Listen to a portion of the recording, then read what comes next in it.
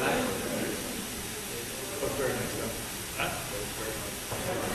we ready to go? Huh? Is everyone armed? Is Derek fighting something?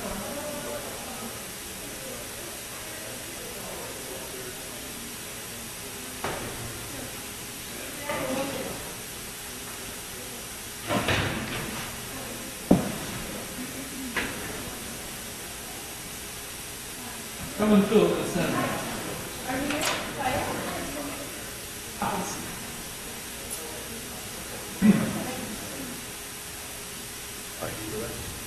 Okay. Is everything okay?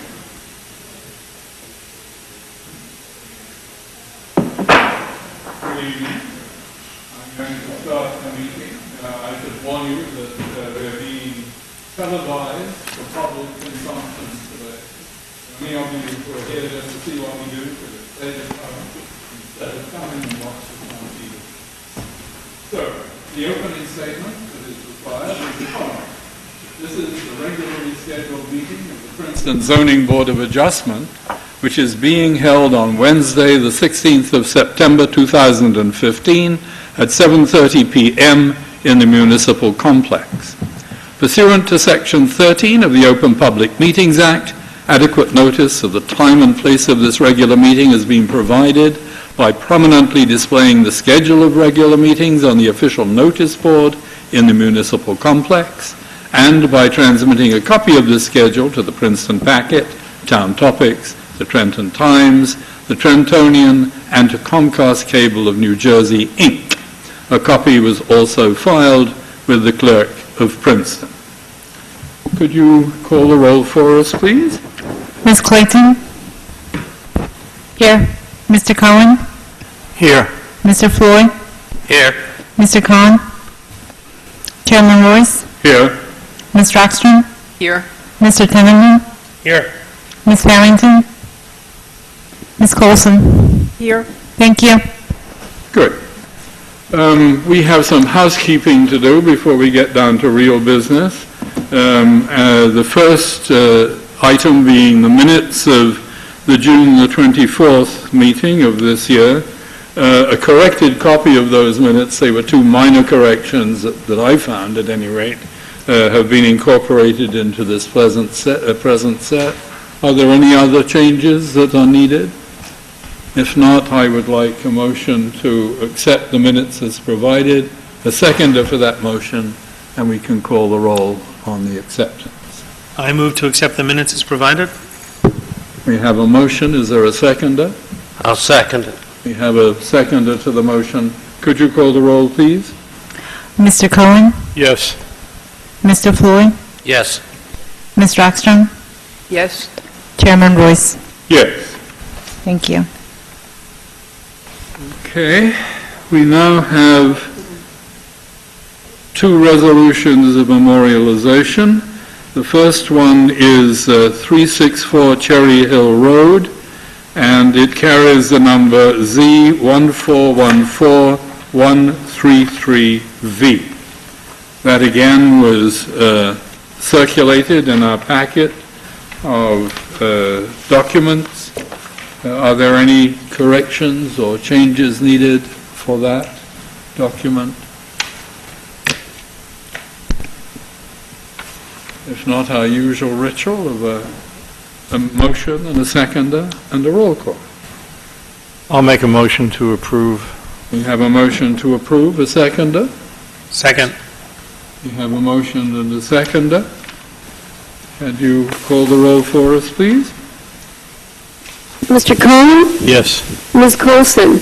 Yes. Mr. Floyd? Yes. Ms. Rockstrom? Yes. Mr. Tenenbaum? Yes. Chairman Royce? Yes. And then the second of the memorializations is 277 Walnut Lane. That carries the file number Z1515220V.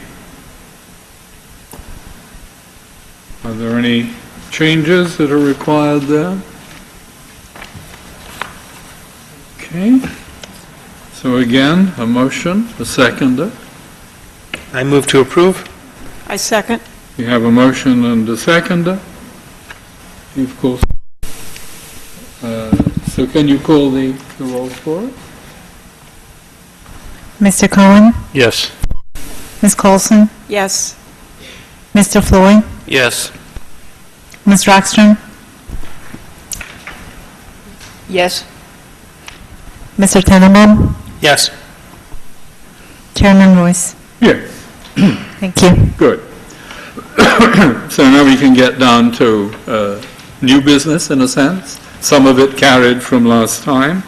And so the first case we carried is 341 Witherspoon Street, and that was a two-story rear addition. The case number there is Z1515171V. You're going to come forward and represent the case, so why don't you take a seat there. Mr. Bridger, do you have any additions to add to your memorandum of last time? Mr. Bridger, just let me swear you in before you start testifying. Do you swear affirm your testimony this evening will be truthful? Yes, ma'am, I do. No, a couple of weeks ago, the applicant and Mr. Tar were talking, and the applicant did send me a survey marked up that shows the building envelope for his site, which was not ready at the last application. So he's given that to me now, and I will just distribute it to the board. So he's entering that in evidence as Yes. well? Okay.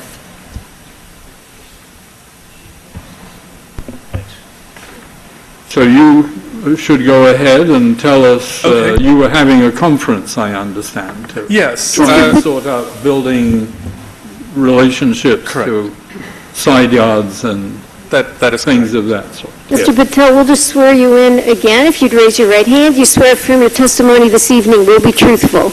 Yes, I do. Thank you. Thank you, members of the board.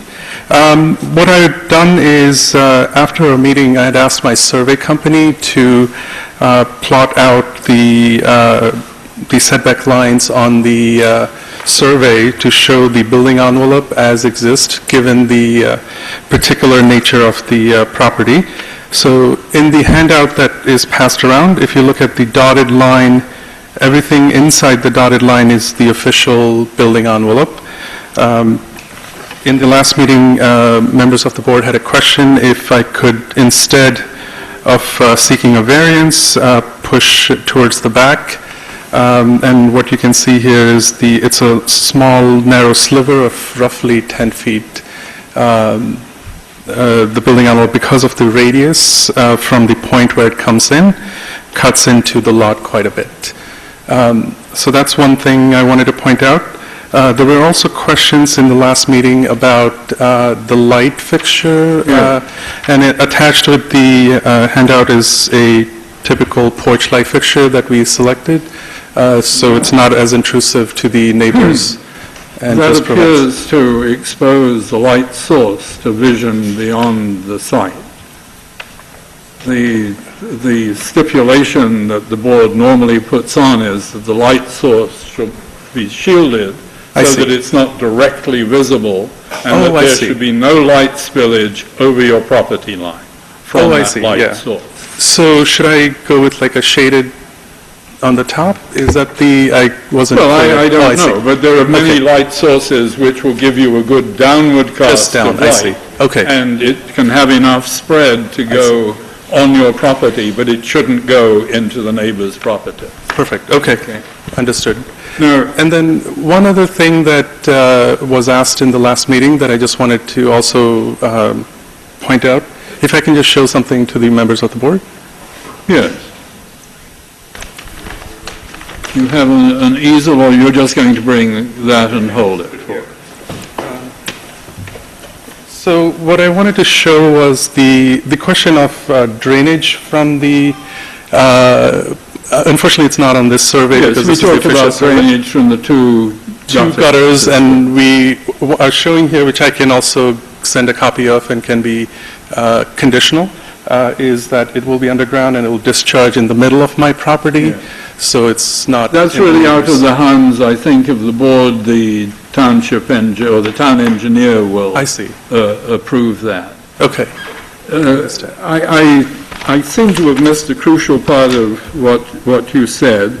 I can see the building setback line, and on the south side, we had the problem with the dent in the... Correct. in the corner, and you've done a radius from the point there. That is And correct. Yeah, that is correct. your diagram is showing that the structure, which I assume is the dotted structure, is not going to intersect that line, is that right? Or does your the proposed proposed- extension overlap that line at some point? It does, actually. If you look in the drawing where it says 16.4, that corner is the part that requires the variance. That section intrudes because of the arch. But are you changing the proposal for the addition that you presented the last time? No, it is the same addition. What we have shown here is You're just showing the lines, but you're not changing the addition at all. No, we're not changing the addition, and there was also a question with the neighbors, and we have actually had discussions with them, and they are also here. We've shown them this drawing with the restrictive nature of the lot and why we were seeking the variance based on the conversation, and he can speak for himself, but we have come to an agreement, and they do support this, given the restrictive nature of the lot. Okay.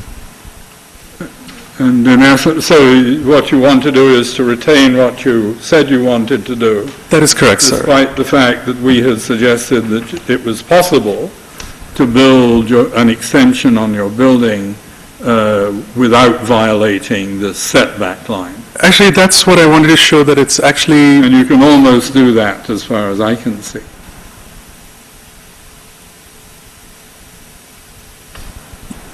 yeah, the extension, if it goes back within the boundaries, becomes like a 10-foot, I don't know the exact measurement, but it's roughly about 10-foot, a section in the middle between the dotted lines that's allowed.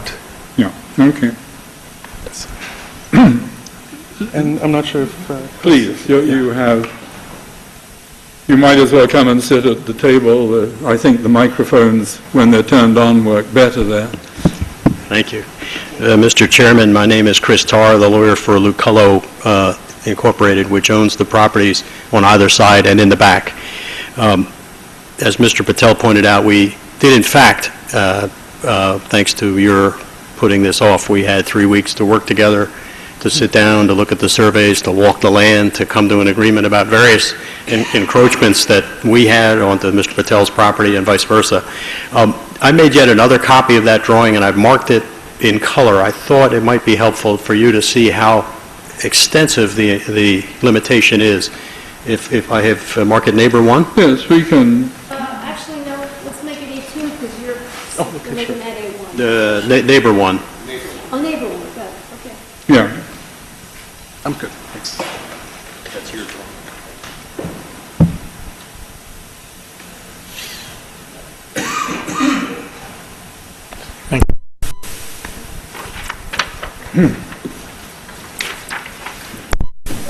I'll pass this in, Grant. Good, thank you.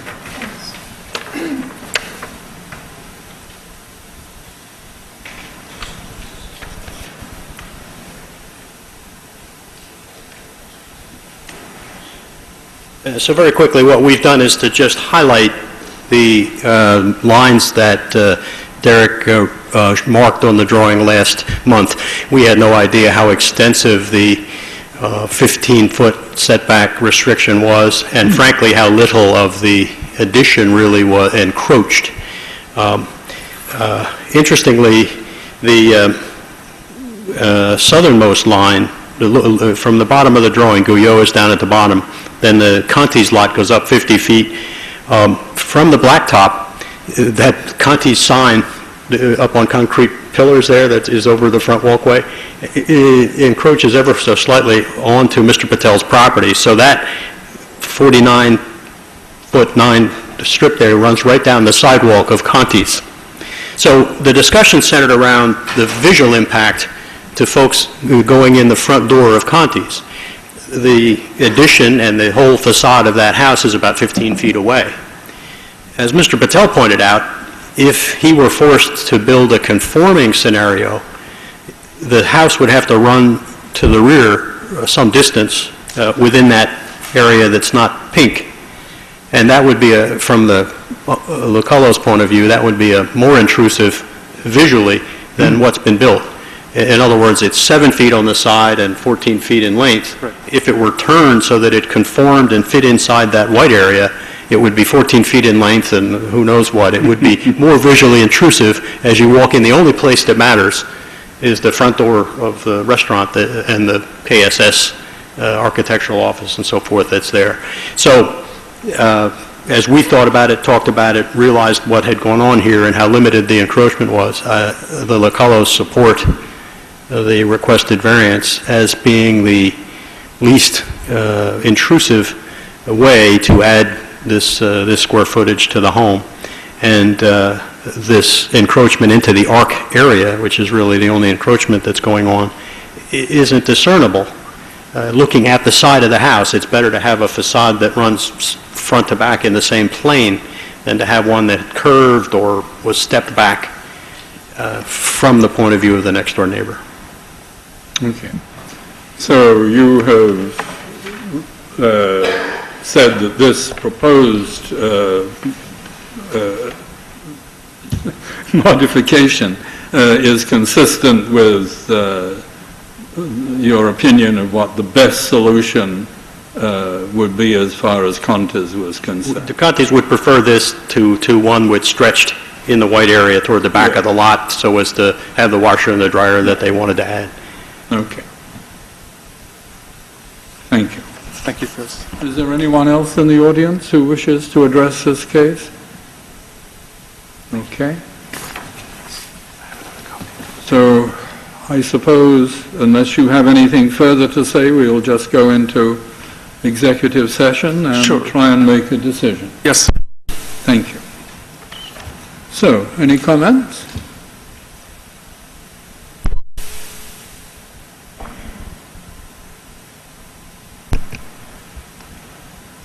Well, it appears to me that the addition, because of the restriction by the radius created by the, let's call it the property line, creates a very awkward situation there on a narrow lot.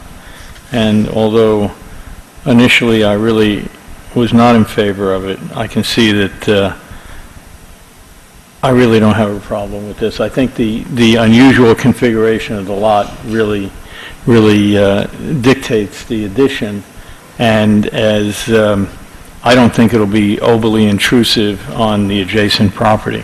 Yeah. Okay. Does anyone else have a comment or an opinion about it?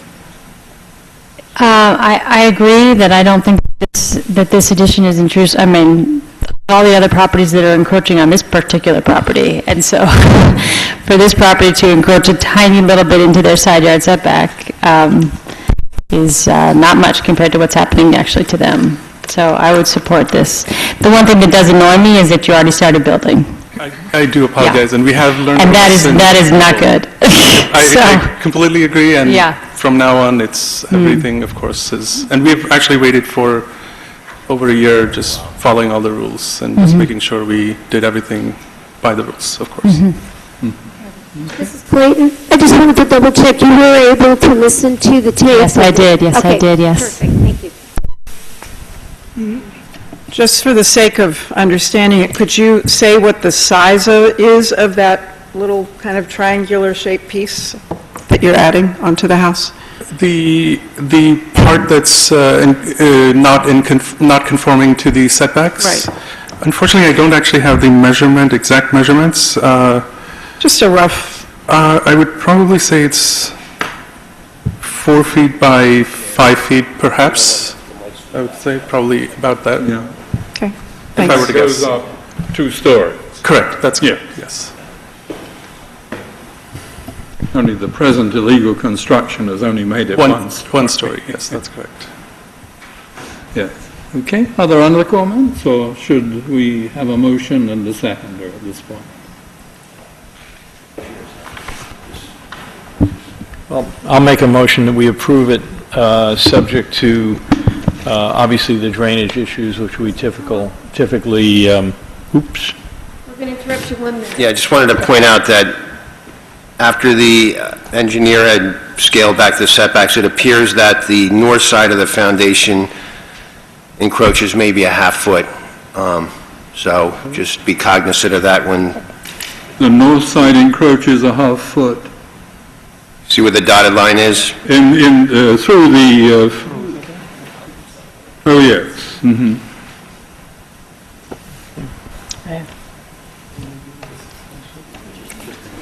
So they would need a variance for that setback as well. But we could include that tonight. I was,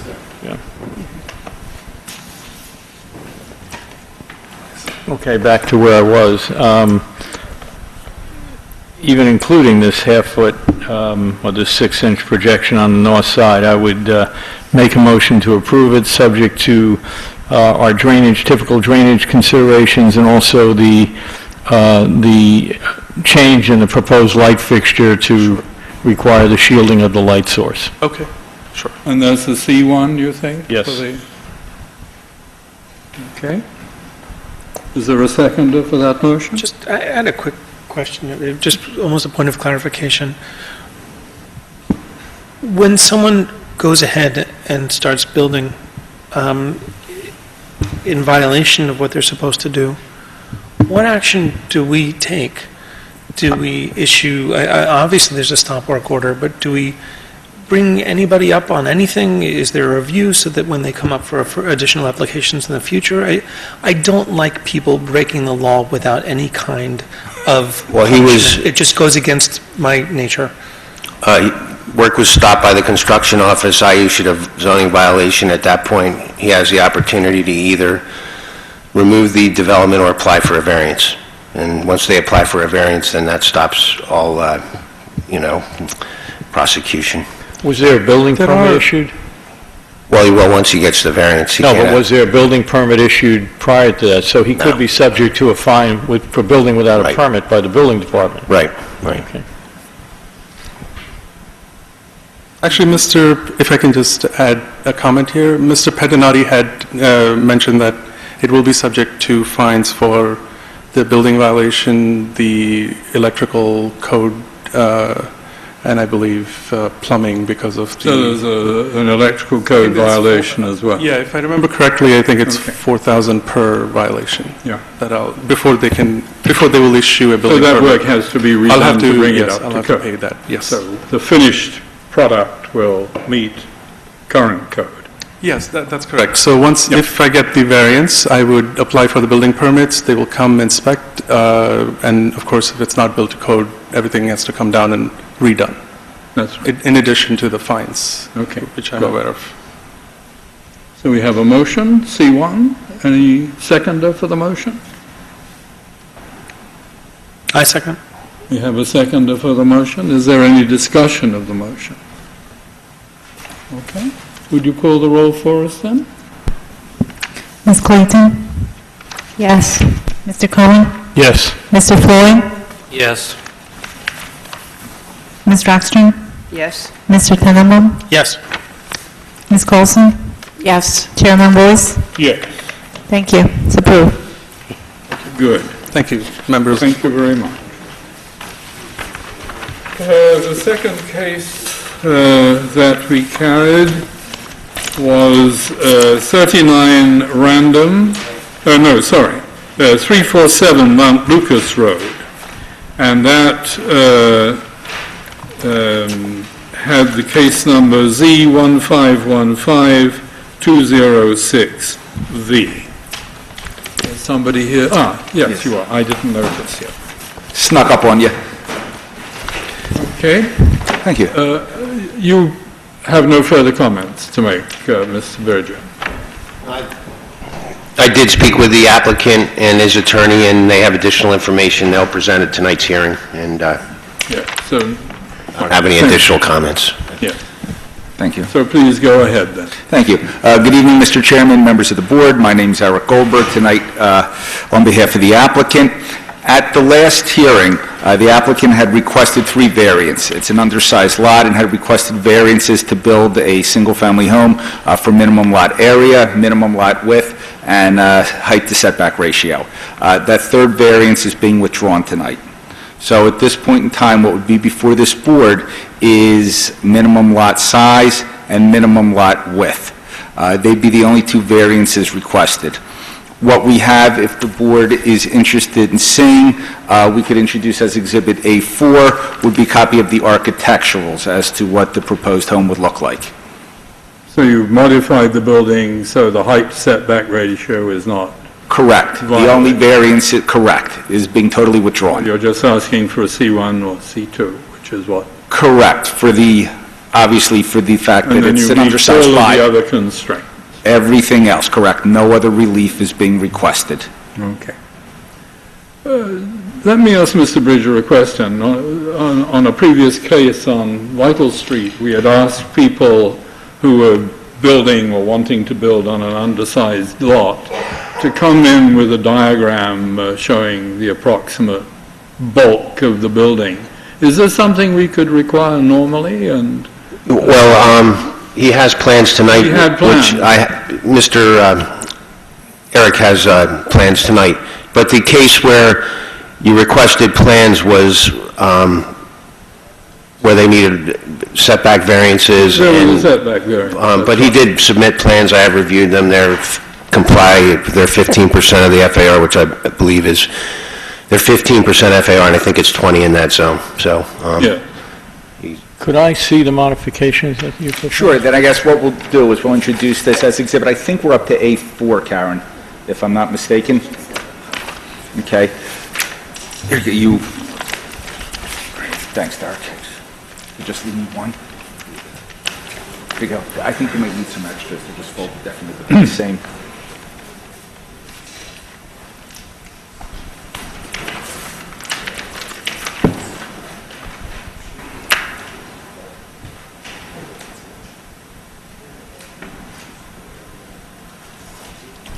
Thank you.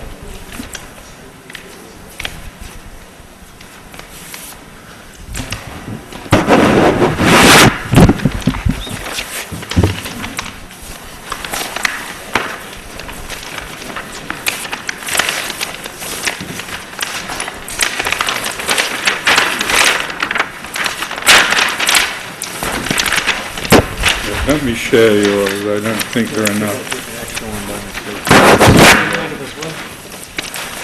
All right. Yeah, I think they are. We've got more of these. Are these the same? Are they the same? I'm sorry, what you said? Is there a difference between these two? No, they're just folded differently. Okay. There, anyone need? So you They're the same, they're just you folded chose to differently. reconfigure the house Oh. to... Yes, it's one sheet.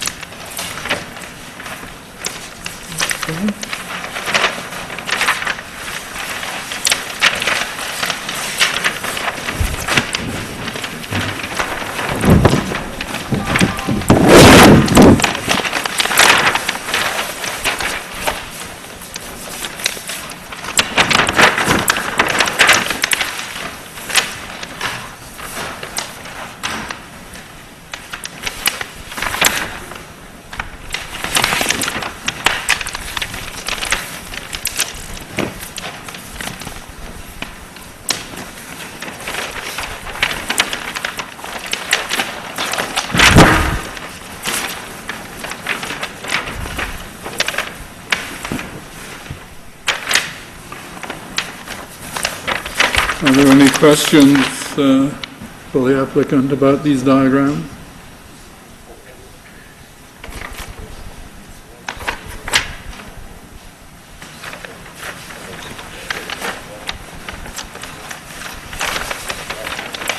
Height setback looks fine.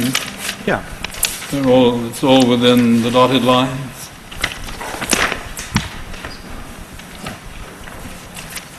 Yeah, I think the applicant made a change based on, what we discussed last week, that the house could work within the required setbacks and conform to And the then show them the- setback to height ratio. Yeah, Okay.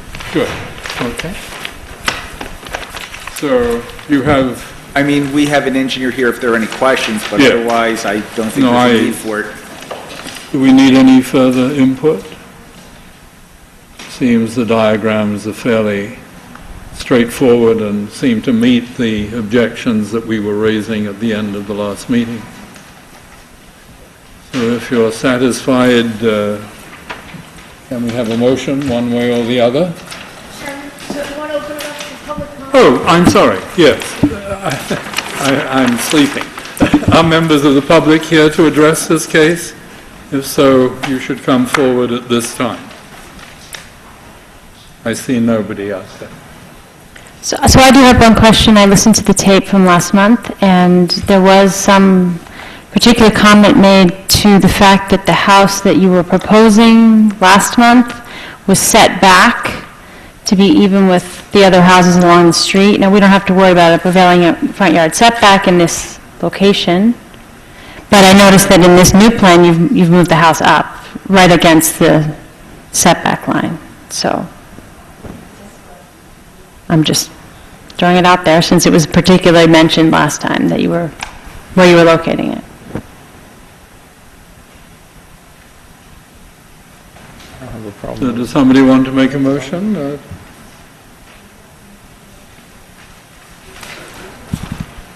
The drainage issue will be the borough engineer. I want to tag on my exterior lighting amendment if we have a motion, which we don't yet. You going to make a motion? I'll make a motion.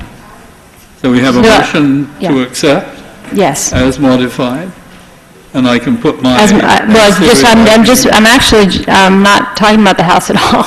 I'm just making a motion to approve a variance for the lot width and Area. lot area Okay.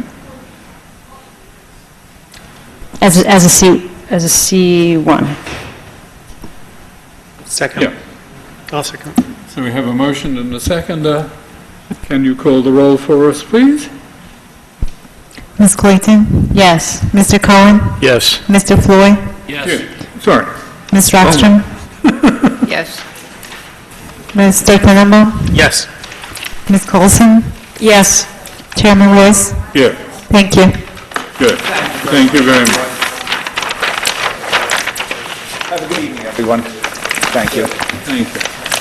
So now we come to the new cases, the first of which is 155 John Street, and this is C1 for an air conditioner and variance relief for a parking space in a front yard type of position. The case number there is Z1515160V. Will you come and sort of make yourselves comfortable in the chairs that are scattered around? And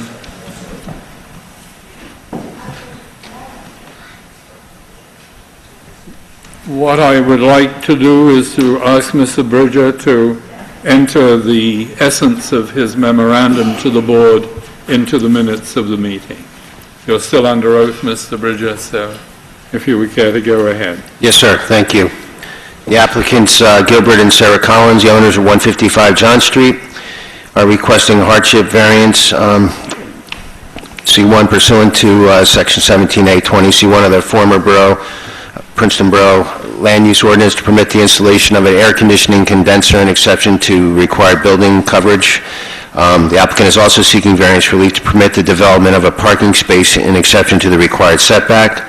Subject property is located within the R4 zone and is subject to the use and bulk regulations in accordance with Sections 10B, 246, 253, and 255 of the former Borough Princeton Land Use Ordinance. The existing single-family use is permitted as of right.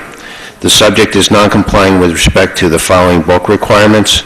The required lot area is 6,000 square feet. The existing lot is 2,160 square feet. The lot width requirement is 60. The existing lot width is 30. The lot depth requirement is 100. The existing is 72 feet. The subject property is non-compliant with respect to the following bulk requirements.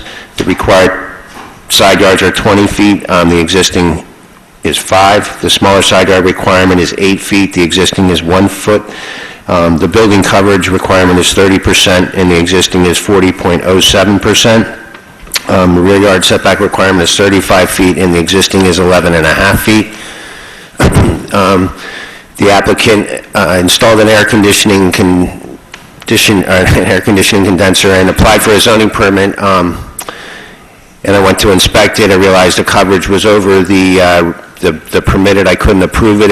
I advised that I couldn't approve the zoning permit, and he could apply for a variance. Around the same time, I'm not exactly sure if it was the same time, but I noted that 2 cars were parked in the front yard of what I thought was the front yard of 155 John Street. I issued a violation, informed the applicant that the practice needed to cease within 2 weeks or he could request a variance. He's decided to seek a variance. Initially, I thought it was in the front yard setback. However, when you average the setback on this section of John Street, the required front yard is 4.3 feet plus or minus 2 feet. So the proposed setback is not in the front yard. However, it does not comply with the 4-foot requirement for a setback from a side yard in accordance with Section 17A, 387C. The parking space is located somewhat next to the adjoining property at 159 John Street, and that's how the parking space is accessed through the neighbor's driveway, and then the applicant parks on his property from that driveway. They requested a C1 hardship. As you're aware, request must be reviewed in the following context, where by reason of exceptional narrowness, shallowness, or shape of a specific piece of property, or by reasonable exceptional topographical conditions or physical conditions uniquely affecting a specific piece of property or structures lawfully existing thereon, the strict application of any zoning regulation would result in peculiar and exceptional practical difficulties. I'd be glad to answer any questions you might have. Do we have any questions for Mr. Bridger? Yeah, no. So would you make your case? Chairman Royce, just before Mr. Solomon gets started, I wanted to indicate that the noticing for this application is in order, but what it indicates is that Mr. Floyd's brother lives within 200 feet of the property. I've reviewed this with Mr. Floyd as well as with Mr. Solomon, the applicant's attorney. From Mr. Floyd's perspective, he's advised me he feels he can objectively weigh the application. His brother, I believe, lives on Quarry, not on John Street. Mr. Floyd doesn't feel there would be any impact on his brother's property either way. I'll let Mr. Solomon speak. My understanding is that the applicant has no objection, waives any objection. So if board members have any questions or concerns, this would be the time to raise them. Otherwise, Mr. Floyd will participate in hearing the application. I'm fine. No? Okay. Then, Thank you, Ms. Casey. Good evening, members of the board. Mark Solomon from the law firm Pepper Hamilton, representing the applicants, Mr. Gilbert Collins and Ms. Sarah Collins, and their 2 children over there on the end, with respect to this application. And with respect to the initial matter, if Mr. Floyd believes he can objectively handle the application, review the application, we will trust in Mr. Floyd's judgment on the matter. So we're okay with that. As Mr. Bridger has described in his report, the applicant is seeking 2 C1 variances, hardship variances. One is for a condenser unit in the backyard. It's approximately 6.25 square feet. Mr. Collins will describe how we found ourselves here, but in short, the contractor was supposed to get the permit, and he installed before the permit, on the expectation the permit would issue, and it didn't for a cause, as Mr. Bridger has explained, so we find ourselves here asking for that relief. And the other is to allow a parking space adjacent to the driveway with the side yard variance. It's not, as Mr. Bridger explained, this is not a request for parking in the front yard setback. Also a C1 variance. And as a preliminary matter, well, I'll hold that. So with that, I'll ask Mr. Collins to walk through his application, and we'll swear him in. Mr. Collins, if you raise your right hand, we need to swear you in. To swear affirm your testimony this evening will be truthful. I do. Thank you. Can you turn your mic on? Turn your microphone on. Good evening, and thank you for your time. Once again, my name is Gilbert Collins, and as my attorney mentioned, I'm here with my wife Sarah and our two sons Timothy and Nicholas. As was further mentioned, I'm coming before you today to request your approval for two zoning variances. The first is for coverage on our property to allow for placement of a 30-inch by 30-inch air conditioner condenser in a small portion fenced in our backyard, which is at least 5 feet away from all adjoining properties. The second is a side yard variance request to allow us to continue parking our car within the 4-foot side yard setback with the neighboring property at 159 John Street. As previous owners of this house have done for decades. And both of these requests are supported by our neighbor and the person most directly affected, Ms. Johnetta Woods, the owner of 159 John Street. I'm new to the Princeton community. I did go to school here a long time ago, but I've come back after being away serving our U.S. government in Southern Africa for 8 years. I got a job at Princeton University recently, last year in February. We moved back to New Jersey and purchased this property in May of last year. The property needed a little bit of work, and so we hired a contractor, Stephen Takatz of Contact Incorporated, to manage a number of renovation projects in the house, including installing central air. There was no central air in the house at all, and Princeton's hot in the summer, as we know, and so we really wanted to have central air. We weren't in the unit at the time. We were living in Lawrenceville while this was going on, and so he was working rather independently, and he was charged with all the permitting. As Attorney Solomon mentioned, he applied for permits and installed, and the permit was not, or the zoning was not approved for that. I regret that error that happened. I wasn't personally involved, but we do want to make it right now. And so we are requesting approval for that 6.25 square feet in the backyard. Again, it's a 30-inch square space in the backyard that would be needed to place the air conditioner condenser. For what it's worth, again, like I said, it's at least 5 feet from all neighboring properties, and it's also in a fenced-off area that can't be seen from any other property at all. So I'm confident that it won't disturb anyone. And you've discussed that with your neighbor as well? Yes. She can't hear it in her house. It's a good 15, 20 feet from her house and around the corner of our house, so she doesn't notice it. But she said she's okay. She doesn't object. Is that... She does not object. Secondly, I'd like to discuss off-street parking on our property. Specifically, we're requesting your permission to continue parking our car within the 4-foot side yard setback with our neighbor, Ms. Woods. Ms. Woods, who... Did you have a photo of... There was a photo, I thought, that we wanted to share that shows sort of the front of the house. It was a... Sure. I think it was taken before you moved in, but... Sure. So from Google Maps, the street view here in Princeton, I have an undated photo from before we purchased the house showing multiple cars parked in the exact same spot that we're parking our car currently from before we purchased the house. The house was advertised as having off-street parking. Ms. Woods confirms that it has been parked there for decades. And I'll give you some more evidence that that's likely in a little bit. But we do have a photograph that I'd like, if possible, to enter as exhibit. So before we pass that out, just a couple questions. So you know that's before you moved in because it shows the house before some improvements you made to the front. Is that correct? That's right. So when we purchased the house, the front steps were crumbling. We replaced them, put bluestone in there.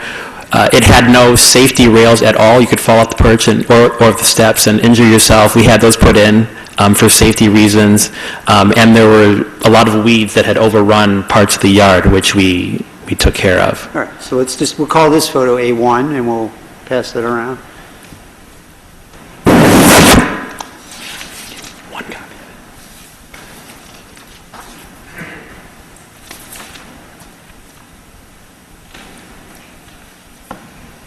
Okay, sorry to interrupt. No problem. Well, I'm sure I'll do it again.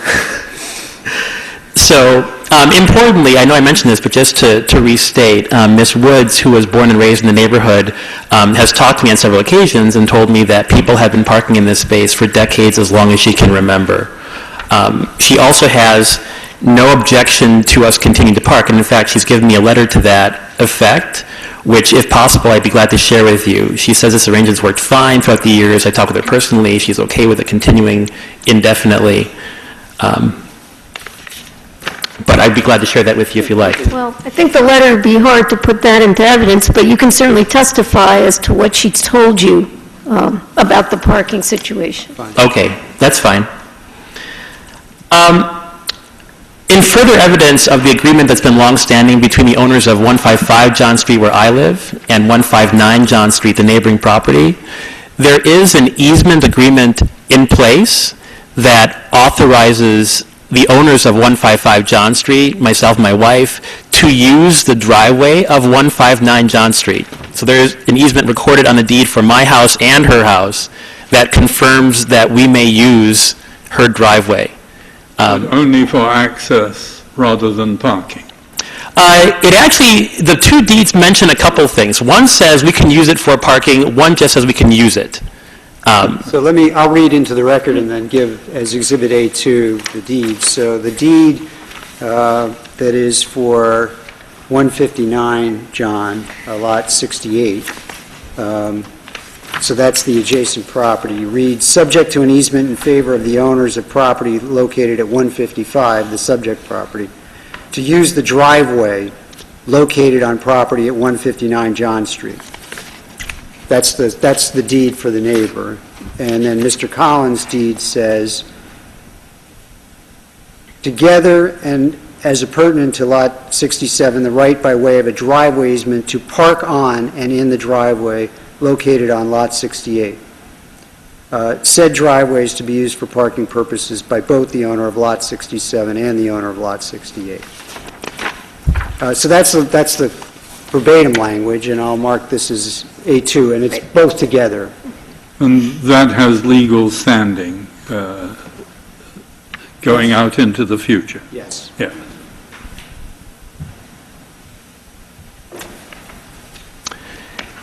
In terms of on-street parking in my neighborhood, it's not feasible. There's a 2-hour parking restriction on our area of John Street between, I think, 8 a.m. and 6 p.m., Monday to Saturday. Additionally, directly in front of our house, there is a fire hydrant, so we may never park in front of our house, ever. And that's visible on, that was one of the reasons to give you A1, that's got the picture of the hydrant. No problem. On weekends and many weeknights, our street is very crowded with people who are parking and walking into Homer Square or wherever.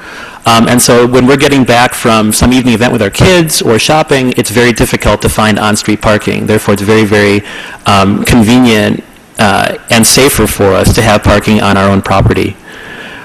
Without zoning relief, we would be, per the easement, forced to park nose to tail with our neighbors, with Miss Woods and her elderly sister, Mercedes.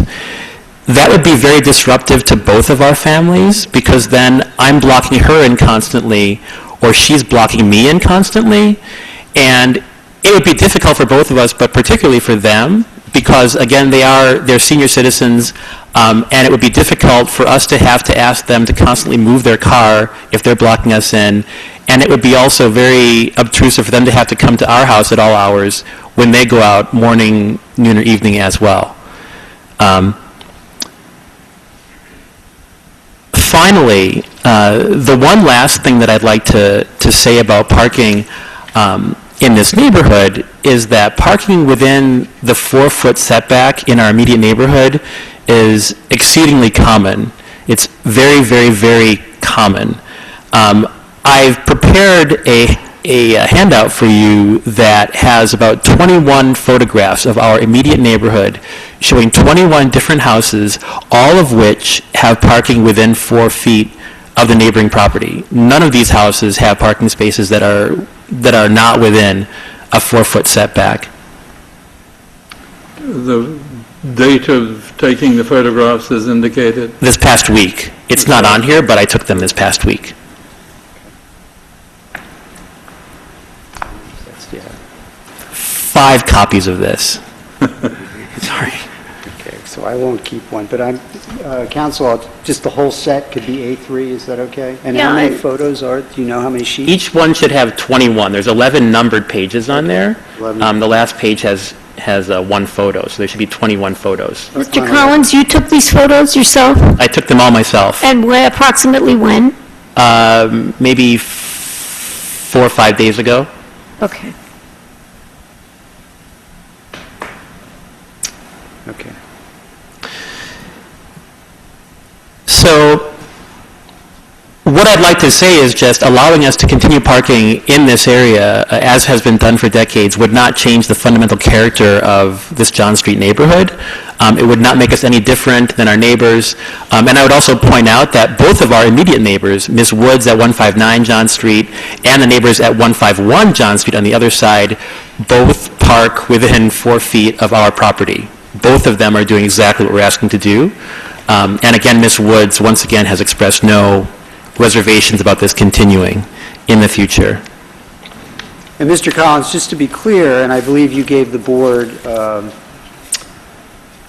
a survey, you're not proposing sort of random parking in the area. You've got a defined space that is 9 by 19 that you're proposing to be the space. That's right. And then, as shown on also an exhibit previously submitted with the application, you'll just fill in the grass around it and return that to grass. Right.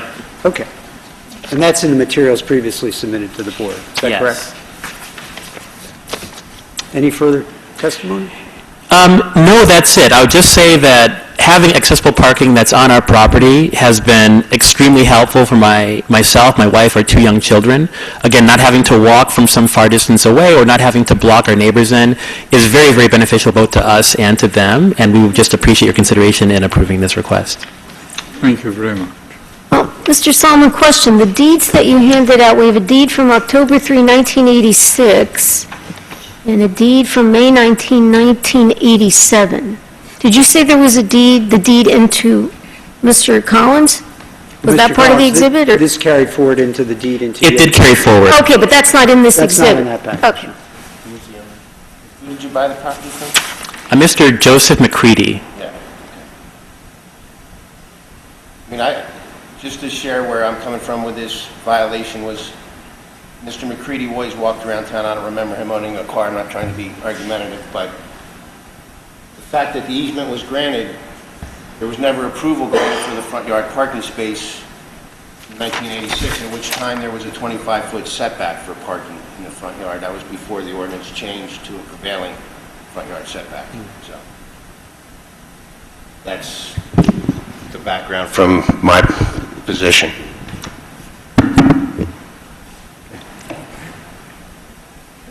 Do members of the board have any questions? I have one. Yes. It's minor in nature, and I have to tell you, I support your effort here. Parking is difficult.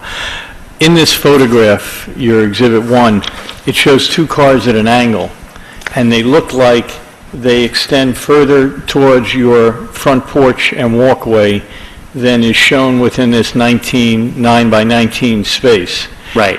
Do you intend to put 2 cars in? No, we don't park diagonally like that. We park in the way that you have it on your diagram, Okay, so you're just straight and gonna have parallel with, That's fine. with our I mean, neighbor, Miss Woods. Yeah, I was just going to suggest if you do 2, you might want to amend it to allow you to encroach a little further in here, but that's, if you're going to park 1 car, I'm fine with that. Okay. Is there anyone in the audience who wishes to address this? If you would come to the microphone. Oh, I'm sorry. I still had a I question. didn't notice you. I know.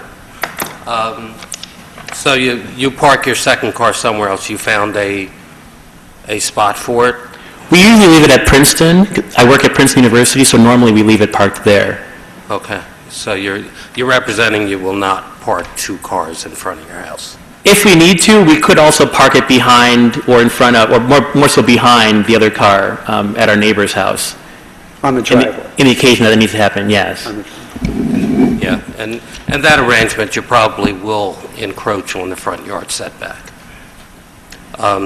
Second question, the pictures you took, and the purpose of it was to show the encroachments on the side yard setback or the front yard? Side yard. Okay, fine.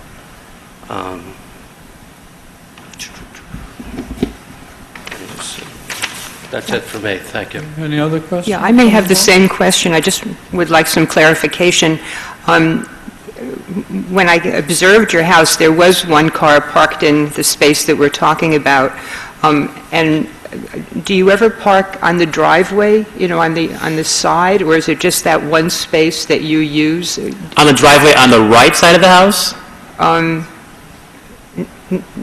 I think there's a driveway also on the left, or no? So the one that we're discussing right now is on the left side of the house. As you're facing the house. As you're facing the house from the street. Okay. Where we park is on the left. There is a driveway on the right side, which is for the neighboring property at 151 John Street. Okay. And we've never parked in that driveway. You have a question?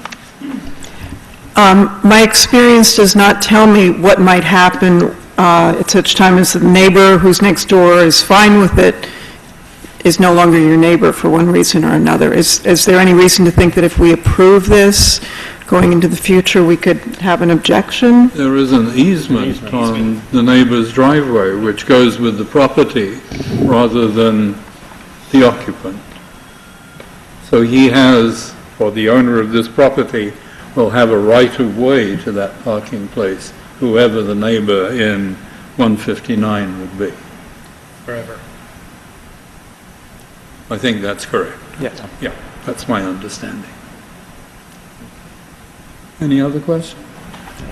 You had a comment to make for us, so you'll have to swear to tell us truthfully what you think. Ma'am, would you state your name and address first for the record? My name is Kathleen Carroll. I live at 167 John Street. All right, now we'll swear you in. Do you swear from your testimony this evening will be truthful? I do. Thank you.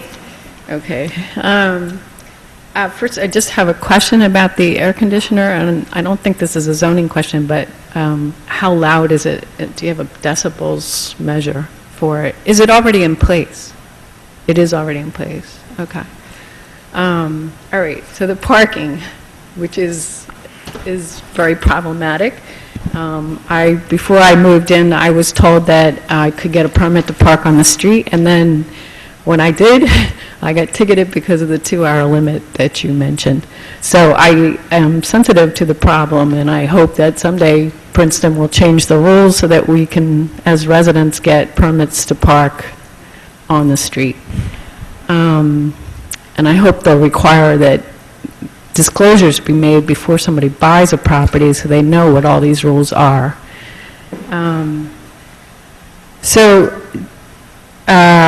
Your application talks about that you say that the parking space is not within the required front yards based on the mean prevailing setback for the block. But I'm not a lawyer, but I looked up mean prevailing setback, and I don't think it was ever intended to be used in this way. It was meant to allow people to build closer to the property line. This house does in fact have a front yard. It's one of 3 on John Street, I think, that has a front yard. And one of the other 2 has also done this business with converting part of the front yard into parking. And it's a trend that Mr. Hilliard took advantage of on Quarry Street, I think. And it's not something I like to see. I walk by there all the time. And I have to tell you, it makes me a little uncomfortable because the car is so close to the sidewalk when you walk by. Let's see. The zoning code for the borough says that parking spaces shall not be provided within a required front yard. So, required front yard, that's gets into the nitty-gritty of this definition, but this does in fact have a front yard. And we're not talking about building I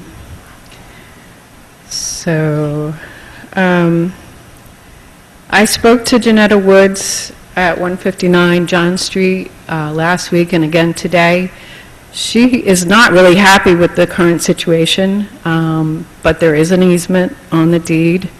So, and she's a very nice lady, so I think she's trying to be nice, but she really is not happy with the situation. Because she looks, her front, if you did get the photo, maybe you could see that her front door looks sideways.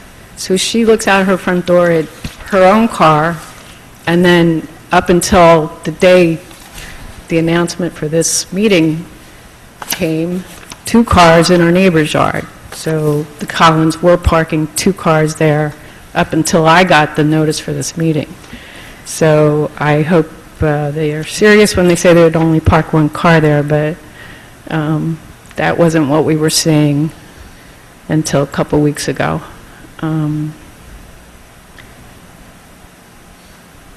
So that's about it. Thank you very much. Is anyone else here to comment on this case? Okay. Do you want to make any responses at all? Do you have any response you want to make to that? I mean, you spoke to your neighbor, and she said what she said to you. I speak to the neighbor regularly. You've seen the easement agreement. If this isn't approved, I have to start blocking her in, and she'll be blocking me in. And I cannot imagine in any way, shape, or form that she's going to like that or be happy about that. That'll be bad for all of us. And I don't believe that she is suggesting that that's a better solution.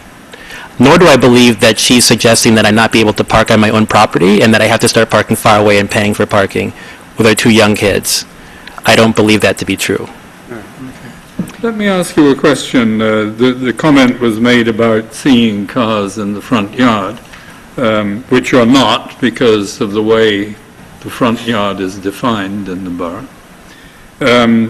But you have something that is called proposed landscaping.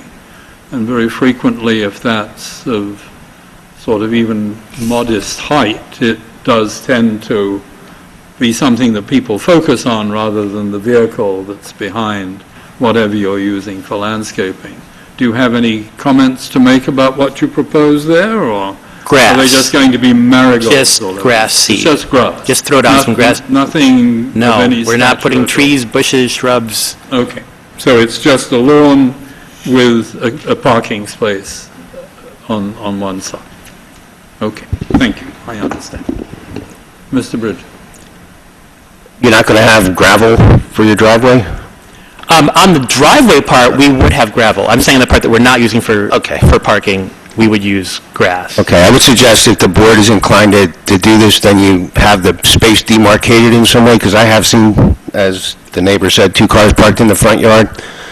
I didn't issue violations because we're under the, he's applying for a variance, but it is a concern, so.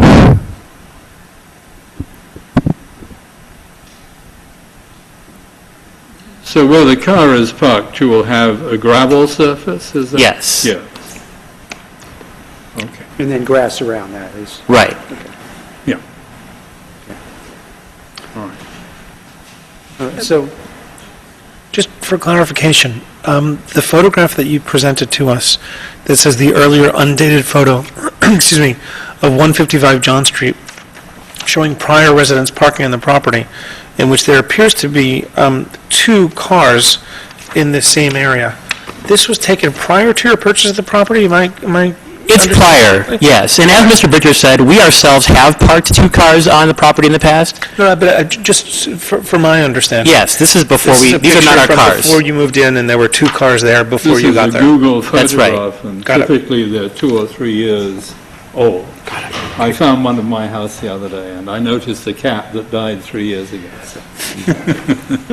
I've seen ghost pictures like that, too. It's Yeah. very interesting. Okay. So, just in closing, we appreciate your consideration of this matter. We think both variances fall within the C1, arising, a hardship arising out of a particular shape or size of the property, which is the language of the statute, where, as described by Mr. Bridger, the lot is undersized and we're deficient in width, so we're a little tight, and we're trying to make the best of a situation. And actually, we think this will improve the situation because it will assist the neighbors, so we're not parking head to tail.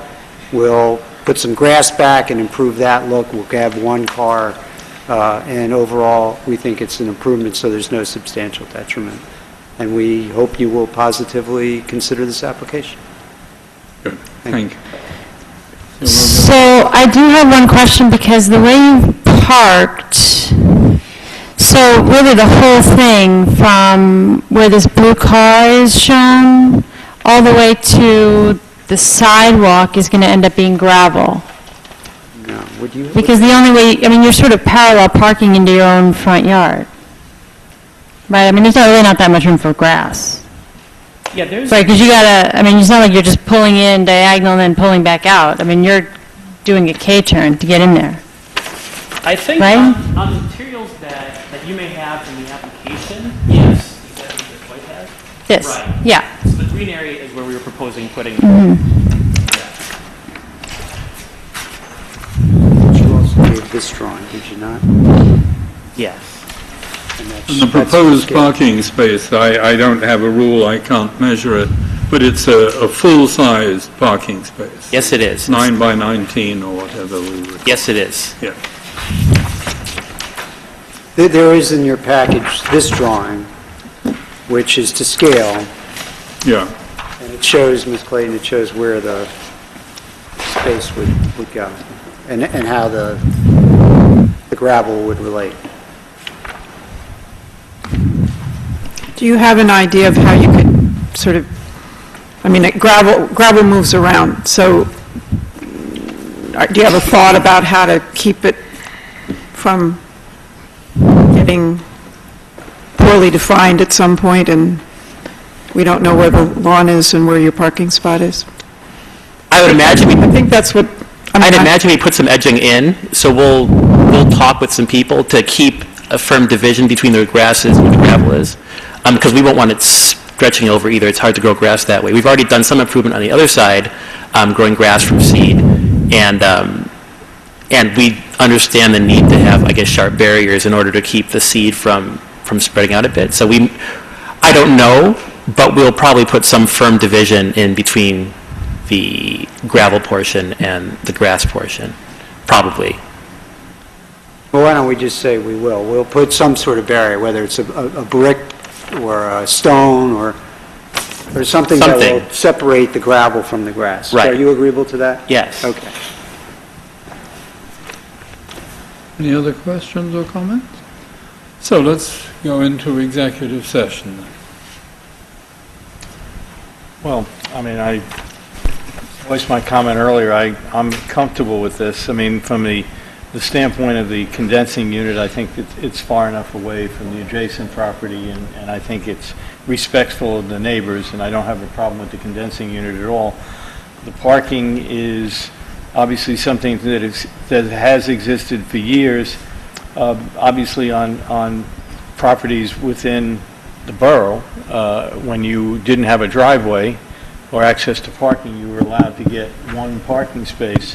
In this case, it's further complicated by the fact there's a fire hydrant right in front of your property, in front of the property, so it makes it even more difficult. I'm in support of the application. Any other comments? I think,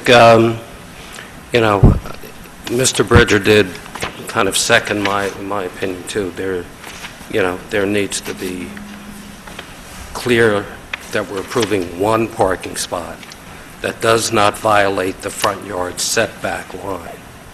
And I think that's fine, because I have seen the two cars before. I saw the agenda and I kind of cringed, as it has been that way. And I drive by it every day, so don't violate this. And I have to, you gave sworn testimony that Ms. Woods and Ms. Johnetta, who I've known all my life, so I'll check with them, that they're supportive of this. But I think it's an improvement from what has been in the past, you're right. So, and if you're not going to violate the front yard setback, side yard setback, I understand. Okay. Any other comments? I personally think this is a reasonable solution to a difficult problem on a very undersized lot. It's a factor of 2 narrower than it should be. And I would have been very upset if you hadn't had the easement on the other driveway, but I think that makes access and the usability of that space quite satisfactory. And I think that it's a good solution. It's beyond the front yard setback in the way we define it in the borough, and it looks fine. We'll be considering a parking setback soon, right? Yeah. So you've got in under the wire. Is there somebody who wishes to make a motion on that? I move to approve. We have a motion to approve. I second. And we have a motion and a seconder. Would you call the roll for us, please? Ms. Clayton? Yes. Mr. Cohen? Yes. Mr. Floyd? Yes. Ms. Rockstrom? Yes. Ms. Rockstrom? Ms. Rockstrom? Yes. Mr. Tenenbaum? Yes. Ms. Coulson? Yes. Chairman Royce? Yes. Thank you, it's approved. Good. Okay. Thank you very much. Thank you. Go your way and do good work. All right. So the next case is 581 Lake Drive, which is case number Z1414-140U, and it's for a D4 floor area ratio for a dormer issue. So we need 5 affirmative votes, is that right? Yeah. Okay. Do you mean this one? I'll just note for the record that the noticing is in order and the board has jurisdiction to hear this application. As always, I'm going to ask Mr. Bridger to put the essence of his memorandum into the record. Would you do that, Mr. Bridger? You're still under oath. Yes, sir. The applicants, Robert and Julia Levine, are requesting a FAR variance D4 pursuant to NJSA 40:55D70-4 to permit the construction of a dormer and the conversion of unfinished second floor space above an existing garage. The property is located in the R5 zone and is subject to the use and bulk regulations in accordance with Section 10B, 253, 255, and 246 of the former Princeton Township Land Use Ordinance. The existing single-family use is permitted as of right. Subject lot and property are complying with respect to all the applicable bulk regulations. The property was constructed in 2008. Although the stairs lead to the second floor, the area above the garage in this area was not included in FAR. I have included that whole area. The proposed dormer and the finished space above the existing garage is 352 square feet. It's to be utilized as a study. The maximum FAR is 20%. The proposed FAR is 20.7%. A variance relief is required. It's a D variance. Well, technically, it's a use variance. It's the applicant's required to demonstrate that the site can accommodate the problems associated with the increased floor area, and not that the site is particularly suited for more intensive development. No variance or relief under this section may be granted unless the variance or other relief can be granted without substantial detriment to the public good and will not substantially impair the intent and purpose of the zone plan. The applicant should demonstrate the special reasons for the granting as well as negative characteristics. This application cannot be approved with less than 5 affirmative votes of the board. I'd be glad to answer any questions you might have. The floor is now yours. Thank you. Good evening. So I'm Chris Tarr, representing the applicants. Mrs. Levine and Mr. Levine are here. Max Hayden is the architect. He's also here trying to get the computer running, so we're to tell jokes or something until... It's coming up. It's coming. Perhaps we could all be sworn? Would ask everyone, please raise your right hand. Do you swear or affirm your testimony this evening will be truthful? Yes. Thank you. So Mr. Levine has a short explanation, presentation, which about halfway through we get to a picture, so it's coming. Perhaps he could get started and we'll figure it out.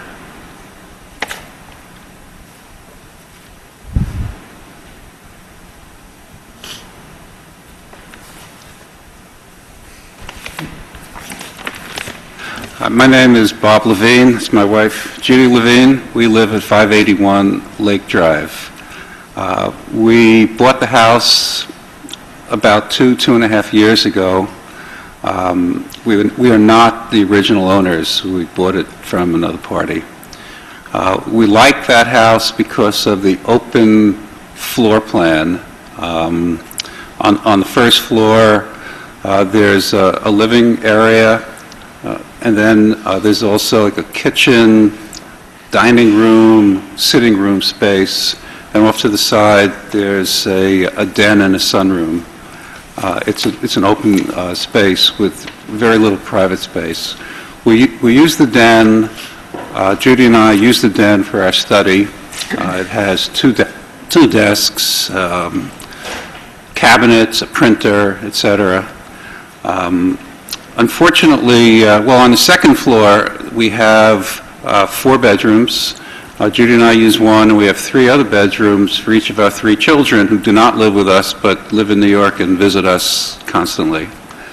Unfortunately, Judy's mother, who's 92 years old, recently fell and is increasingly dependent on us.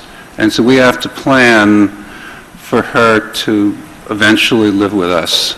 We took part of the den and converted it into a full bath, which is handicap accessible.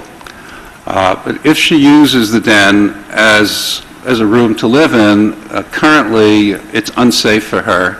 In the middle of the night, if she uses a walker to get to the bathroom, she has to navigate around desks, cabinets, printer, whatever.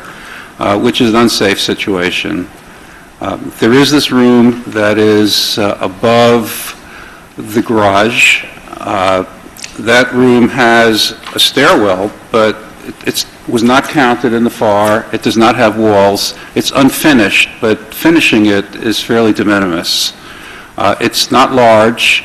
The allowable space, according to the FAR, is fairly small, and I think Derek gave you that number. And then there's room for file cabinets. So we would move our desks there, and Judy's mother would eventually move into the den. There was some confusion about whether this area was counted as FAR in the past. I think Max here spoke to Frank Falcone in the past, and there is a picture of a stairwell going to the den, but apparently that wasn't in the original plans when the FAR was counted. It should have been in there. And so when we bought the house and moved in, we thought the house was we could use eventually, if needed, that room for a study. It turns out we have to come here to seek a variance in order to use that. The room is, the special reason, let's say, for asking for the variance is that, sharing my writing area with my mother-in-law is not ideal. She doesn't like it. I don't like it. And it's unsafe. It really is unsafe for her to walk with a walker to try and find a place in the middle of the night. She walks generally with a cane after the fall, but at night, in the middle of the night, to go to the bathroom, she uses a walker because she's not sure of her footing and she wants to be safe about it.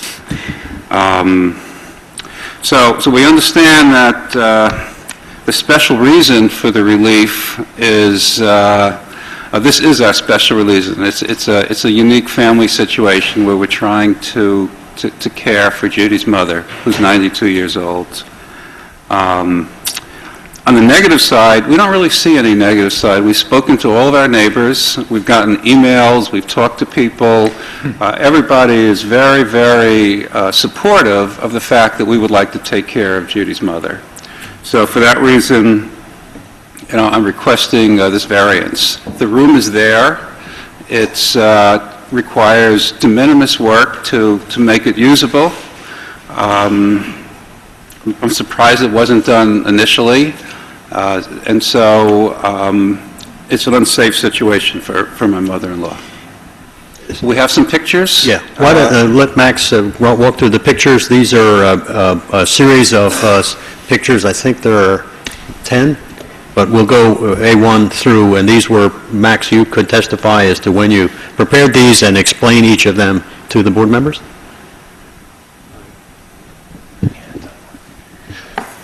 Took the photos that you see several weeks ago this morning. You have to talk more loudly into the microphone. If you Yes, sir. I took the photos several weeks ago, and I took the photo of this plan today. This is the original permit plan that was developed by the architect, and it was built by Herrontown Builders, and it shows a staircase that was built during the original construction that leads to the room above the garage. This is a photograph showing the existing space above the garage. That is a 6'8" doorway, and there are two large beams here and here that really limit the ceiling space. It is a hip roof, so it's a four-sided sloped roof, so it goes down on all four sides. And additionally, there is a platform because it helps for the headroom for the staircase leading downstairs. This is a drawing showing the section of the space that's 6'10" to the underside of the beam from the subfloor. It goes down to approximately 4.5 feet at the eaves. Anything below 6'6" is not counted. That's the 6'6" line right there. And that is the floor plan. So the stair exists, the front dormer exists. This is a dormer that we're proposing to the side yard. This is an existing knee wall that is not... This is the house as built. This is as it was built. Yeah. There is a knee wall that exists here now. It's not... There are one or two lights in the space, no outlets, and it's raw plywood at the moment.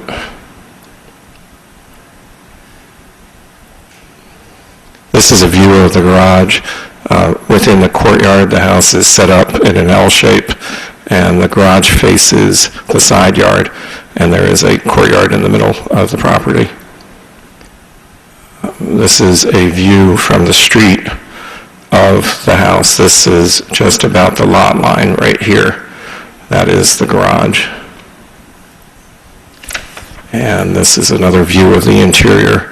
This is that about a 2-foot bump up within the space. This is the existing dormer, and this is the door down to the first floor.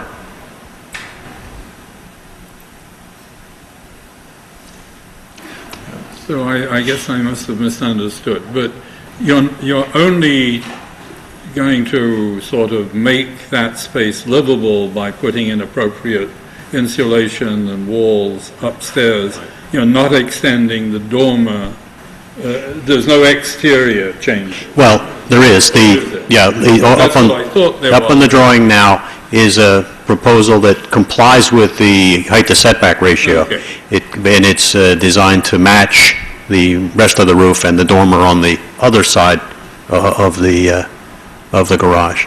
So there'll be a window on either side, in other words, a window at the front of the garage, a window at the back of the garage. What's interesting to me is that as Derek has pointed out, and Mr. Lamine, we went all the way back to the drawings in the building department to see why this was not counted as FAR space. There was clearly a staircase in place going up there, and I think a mistake was made. I don't think it matters. It would have been an FAR problem then. It's an FAR problem now, but it just was overlooked. It was before Derek's time, I might point out. So it's interior to the space, it could be finished off. There's a reason for it that preserves the other room for Mrs. Levine's mother.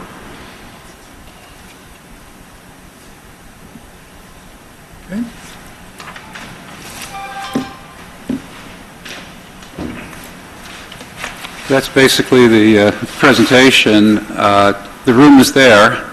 It's fairly easy to finish it off, and the need is there.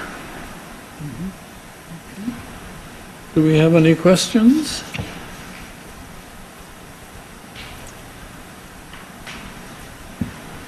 Is there anyone in the audience who wishes to address this case? Would you come forward to the microphone? You have to say who you are, where you live, and then you have to swear to be truthful. I'm Charles Carney, 702 Prospect Avenue, Princeton. Mr. Carney, if you'd raise your right hand, do you swear affirm your testimony this evening will be truthful? I do. I support the granting of a variance for 581 Lake Drive. However, the zoning board should be asking itself why it's involved in this issue at all. The zoning department improperly excludes certain interior spaces from the gross floor area. This leads to the current situation where the purchaser of a property is surprised that a zoning variance is required merely to finish an interior space. The remedy is simple.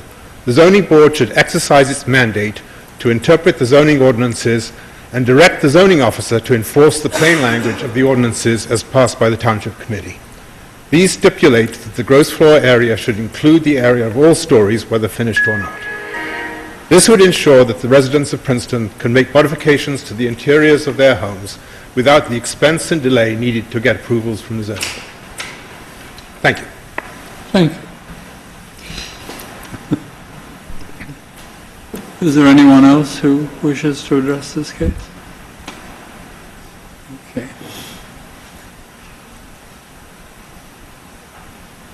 You have a document you wish? No. You've handed your statement.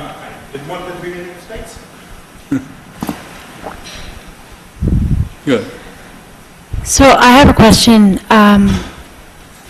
because it does seem as if this is a simple problem. The room exists, the interior space exists, it would be quite easy to finish it off. There's already a staircase, for goodness sake. But you are, by doing this and adding your dormer, you are now going over the limit of the FAR on the property. So when I do look at the second floor plan, it does seem that you could fit the second desk. You don't have to push the dormer out. And therefore, I think that's my understanding, and you would not be going over the FAR that's required. Is that correct? No, because you're still under the 6'6". The whole area above the garage was not included in the FAR when the application was originally approved in 2008. So the house was built to its maximum without this space. Is that correct? It was built up to 20. And now you're asking to finish it, and you're going to go up to 20.9. So dormer, it adds a minuscule square footage. Right.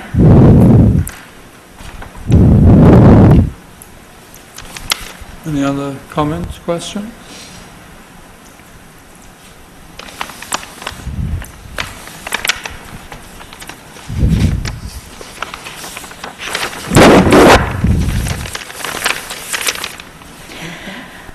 I mean, I guess I'm a little bit, I understand the space is there. This is a huge house. And I understand that it's apparently laid out with an open plan, so it may be hard to create another office somewhere else in your huge open living space, which is living and kitchen and dining and den. But I guess I just philosophically have a little bit of an issue with it, because you have already whoever already built out to the maximum. They included this little bit of extra that they just happened to not finish, even though they actually put a staircase in there. So they were kind of trying to get around the zoning ordinance by doing what they did. And now you've inherited the situation, and you feel like you should be able to finish it, which I can understand that.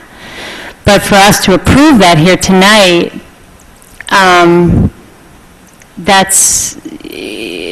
it doesn't quite seem right to be able to do that, to kind of get in under the, after the fact. It's a little bit like the people who've gone ahead and built something, and then they come back asking for the zoning variance. So I don't know if I can support it. Well, can I respond to that, or are you talking executive You session? certainly can, yeah. Okay. I understand what you're saying, and if it weren't for the fact that we have to move the desk to allow, to plan for Judy's mother to live there, we probably wouldn't be here. But we have this special needs, and so that's why we're here.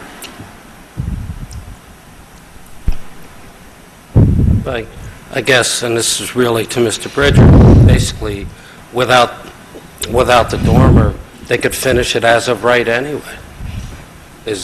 No.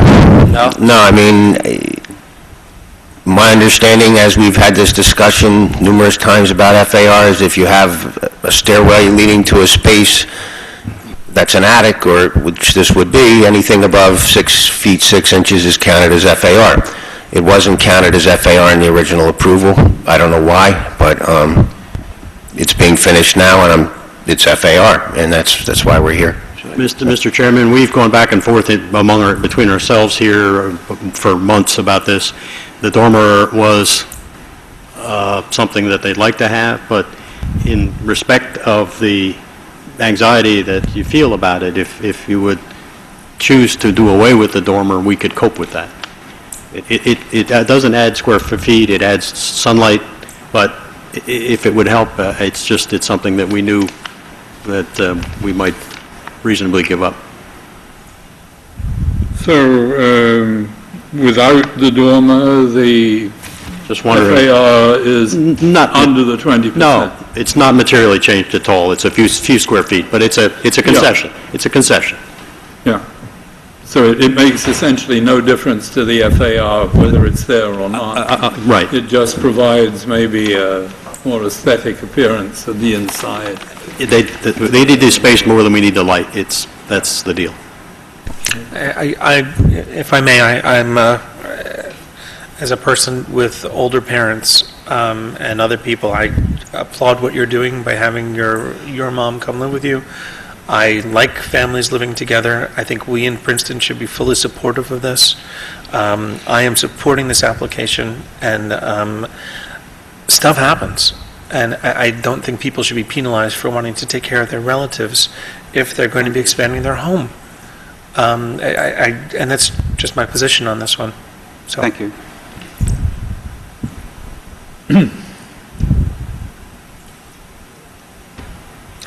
With that, I move to accept the application. Unless someone has something else to say.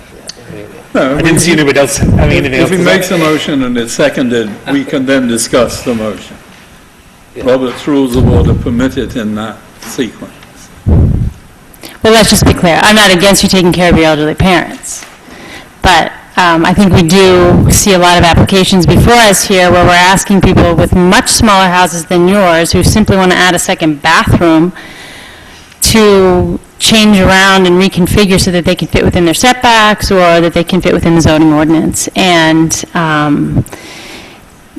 the size constraint and the space constraint is not really an issue here for this particular house or property. It just happens to be, I mean, you've already built to your maximum. So I guess it has nothing to do with who you're taking care of or how you want to accommodate it. You have plenty of space. I don't know how your house is configured, whether you could put a couple of walls up or not, but that's not for me to say.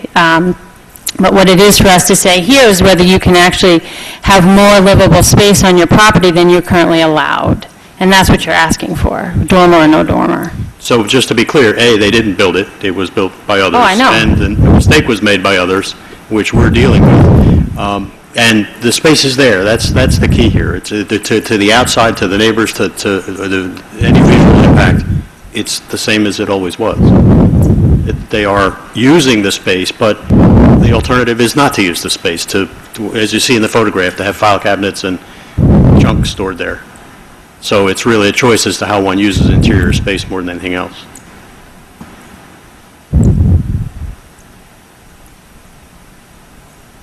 Well, I Well, let me address the question of the dormer. As the dormer being there or not being there really doesn't make any difference to the FAR, I don't see the point in saying that the dormer shouldn't be put in place. I looked at the property, I walked around the neighborhood, and I don't think it will be offensive to anyone. In fact, once it's been there 2 years, people will think it's been there all the time. I agree with the problem of finishing an interior space that was not counted initially in an FAR, but one of the purposes of the Zoning Board of Adjustment is to try and make intelligent concessions to people who wish to use their property in a particular way. And it seems to me that this increase of 0.7% above the permitted FAR is really fairly small.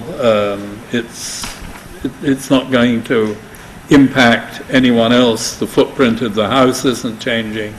I just don't see any point in saying thou shalt not do something because that's what the numbers say. It's not a big enough, it's de minimis almost from my view. And I would be in favor of granting this application.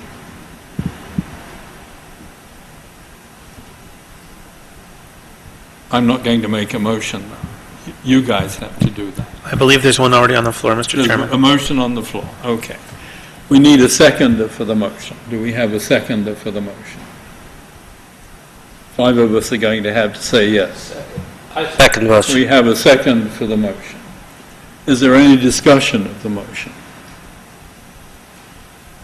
No? Okay, hearing no... Sorry. I can see absolutely what has been said about the importance of supporting families being able to care for and use property that way, and I agree about the fact that it's such a small percentage as I understand how this is done. I guess I wonder if people worry about, because this will be permanent, and what it means when the next people own it. It just means that there will be more space for people to, more living space. And it's not a huge, it will still be a small percentage. It won't be bigger, but it makes it permanent. It's a permanent change that can affect, I don't know if there's an issue about density of population in a neighborhood that comes into place. So. Okay. Does anyone else want to make a comment before I call for a vote? No? So could you call the roll for us, please? Ms. Clayton? No. Mr. Cohen? Yes. Mr. Floyd? Yes. Ms. Rockstrom? Yes. Mr. Tenenbaum? Yes. Ms. Coulson? Yes. Chairman Royce? Yes. It's approved. Okay. Thank you. And no putting a tall flagpole on there and violating the height setback ratio, huh? Okay.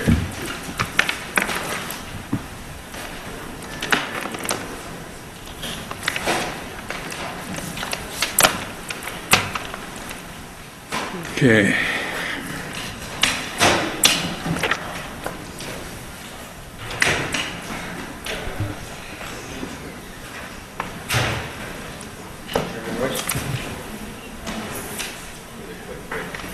So why don't we just take a 5-minute break? There seem to be enough of us that need one.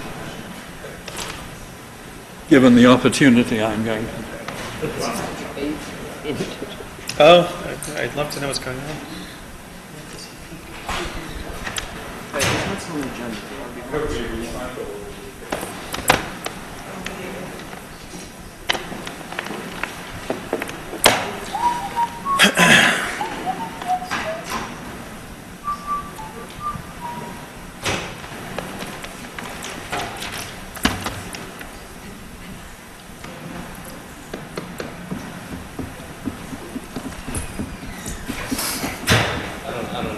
had a presentation? Yeah, I've done this a lot of times. I got it. Thank you.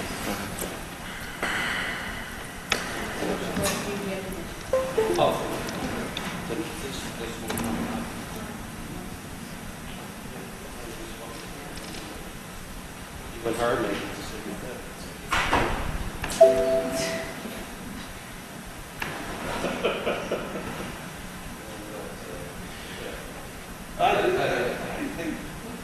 I think when they talk about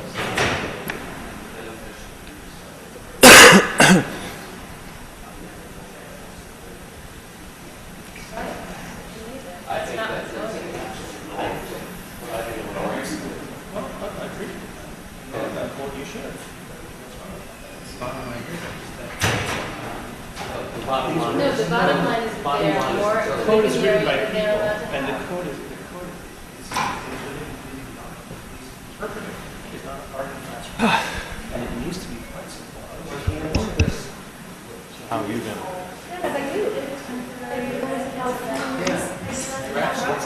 Got back last night at 2:30 in the morning.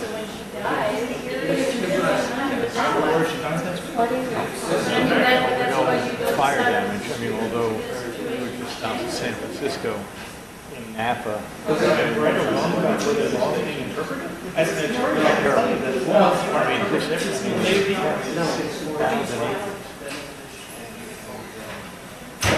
I mean, just everything.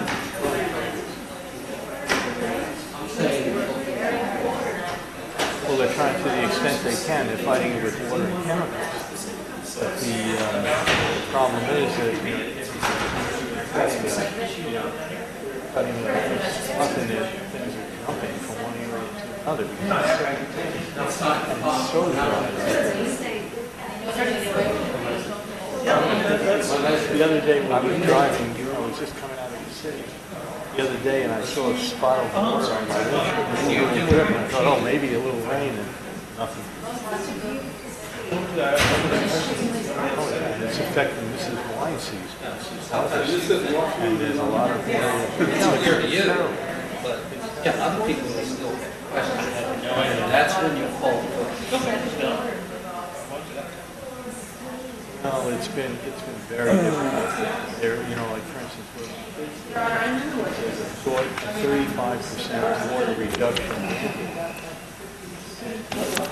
I mean, basically, you've got to use 35% less water than you use.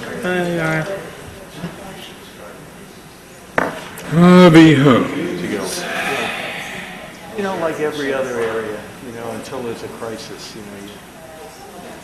yeah. Oh, it's been like that for a while.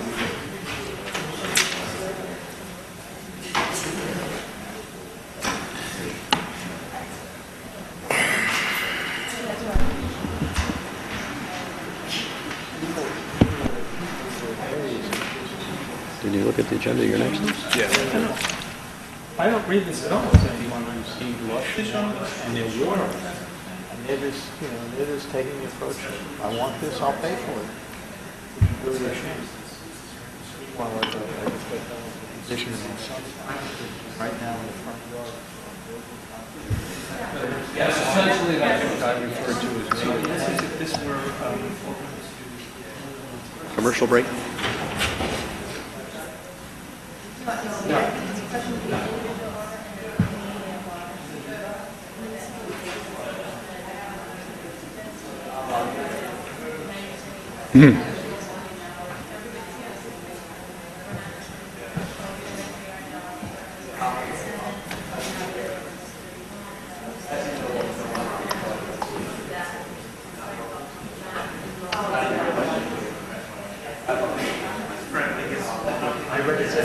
So I'd like to get us started again. I'd like to start the meeting again. Said I'm on TV. Yeah. Got to go closer. Okay, so we're back in session, and the next case is 15 Harris Road, lot area issue Z1515238V. I'll just note for the record that the noticing is in order and the board has jurisdiction to hear the application. Yeah. And I'd like Mr. Bridger to just read the memorandum into the record. Yes, sir, thank you. Hardship C1 variance is requested to permit the construction of a new single-family house on a non-conforming lot at 15 Harris Road. The lot does not meet the required lot area. Subject is located in the R8 zone, is subject to the use and bulk regulations in sections 10B, 253, 255, and 246 of the former Princeton Township Land Use Ordinance. Existing single-family use is permitted as a right. The subject lot is not complying with respect to the required lot area. The requirement is 8,500 square feet. The existing lot area is 7,750 square feet. Existing single-family dwelling will be demolished and a new structure will be constructed. The applicant should address whether there's available land from any adjoining property owners to either sell their lot or make their lot a complying lot. The applicant states that the house that they build on the lot, once the existing house is demolished, will meet all of the applicable bulk road requirements. Be glad to answer any questions you might have. Do we have any questions for Mr. Bridger? No. So, if you would care to go ahead. Gentlemen, do you swear or affirm your testimony this evening will be truthful? I do. So Daniel Barsky will make a presentation using the slides, and we'll mark them A1 sequentially as we go forward. Good evening. My name is Daniel Barsky, and I'll Try be... talking into the microphone because we'd like to record it. Sure. And I can't hear it if you don't. Okay. My name is Daniel Barsky, and I'll be presenting on behalf of RB Homes for the variance application on 15 Harris Road. I started with a broader tax map. The 15 Harris Road is outlined in green, and it's located between Jefferson and Witherspoon, between Franklin and Henry. The next slide shows the whole block. All the lots outlined in yellow do not comply with the lot area for the zoning requirements, and the lots in red do comply. 68% of the lots don't meet the lot area requirement, and only 32% do.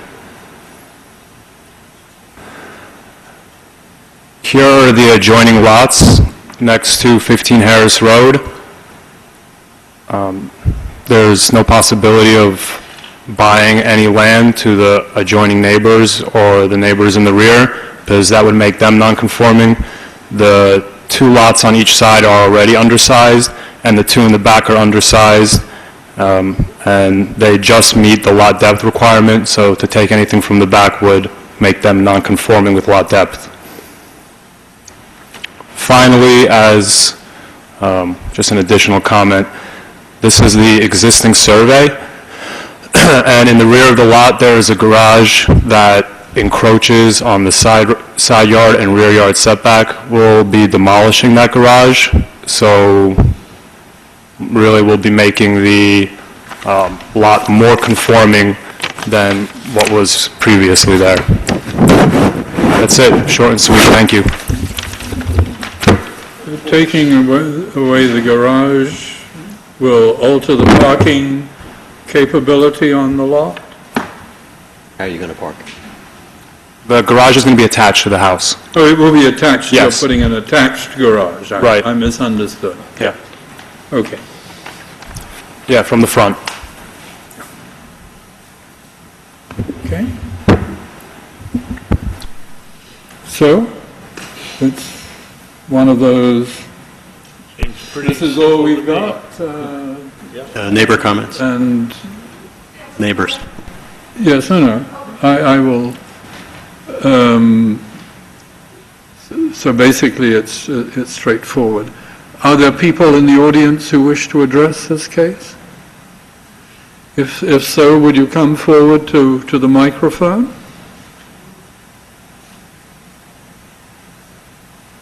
Are you going to come one by one, or is somebody representing you all? We're all coming one by one. We all have slightly different things to say, I know this seems very simple. My name is Virginia Kerr. I live at 124 Jefferson Road, which is a lot that is right behind the house. Ma'am, That I'll just swear you in before you start testifying. Not a problem. Do you swear from your testimony this evening will be truthful? Yes, I do. Thank you. This microphone is a little bit sort of aggressive here. This is an application. I'm here because the application affects me. The garage that is proposed to be torn down is a garage I've been looking at ever since I moved in the house. It's a charming old garage. It actually, I look at the side of the garage, it's shingled, it's got vines on it, it's very charming, and the house is charming too. So, just from a very personal point of view, I have concerns about the application because there's a proposal to tear it down. There's a sketch in the planning board, or in the zoning board file, that gives limited information on what is going to replace what is proposed to be torn down. And even in this type of C1 variance, the board has defined the positive criteria, and one is hardship here, and it has to find the negative criteria, that this will not have a detrimental effect on the zone plan or the public good. And I haven't really heard from the applicant anything that really addresses in any depth those two criteria. So, that said, let me just go over 3 points about this application that trouble me. The first is there really hardship here? The second is, assuming there's hardship, can the board meaningfully evaluate this application, particularly with regard to the negative criteria, without more specific information from the applicant about what it proposes to put in place of what is proposed to be torn down?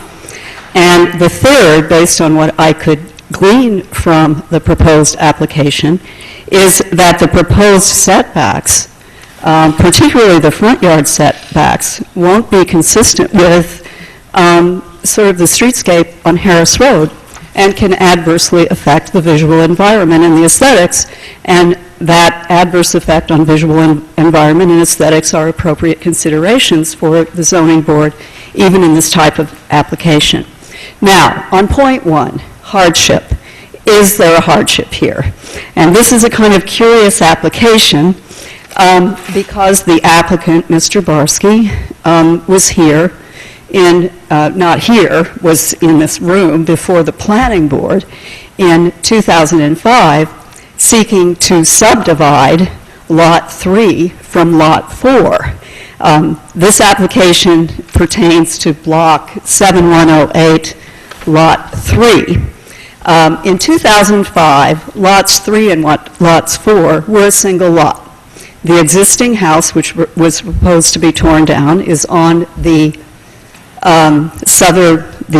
southern half of the lot, and until the subdivision, this was all used as one property. It was bought by the same family at different times. Under the law, those lots were considered merged lots. So Mr. Barsky, who purchased that half from the owner, came in seeking to subdivide, to divide up an oversized lot to build a house, and with a proposal to maintain the existing house. And this application is also by Mr. Barsky, who bought the property from the same owner who owned the existing house. Now, in 2005, the planning board granted subdivision approval under a flexible C variance. And if you want the planning board file number, it is capital P, capital T, 0592, capital M, capital S. So the planning board granted a C2 flexible variance, and that variance is to subdivide and essentially create 2 undersized lots. That's what the planning, or create one undersized lot.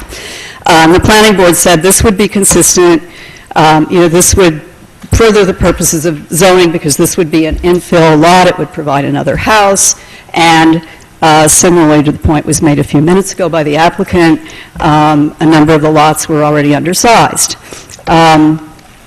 And I and others objected, but we did not prevail. And I accepted the result in part because, yes, there would be another house. We have a new neighbor. We like the new neighbor. I also felt that the existing house was going to remain, the garage was going to remain, the use of the alley was going to remain, and the proposed new house was going to be consistent with the setbacks on Harris Road. So that was the situation in 2006. So what we have now is an applicant who in 2000, fast forward to now, this applicant is claiming hardship, saying, I want to tear down the existing structure on this undersized lot, and I can't get any more property because I can't buy anything from anybody on either side. But wait a minute, you just divided this oversized lot back in 2005, and you got planning board approval for it. So I think this is kind of a curious notion of hardship. There's one other factor about hardship.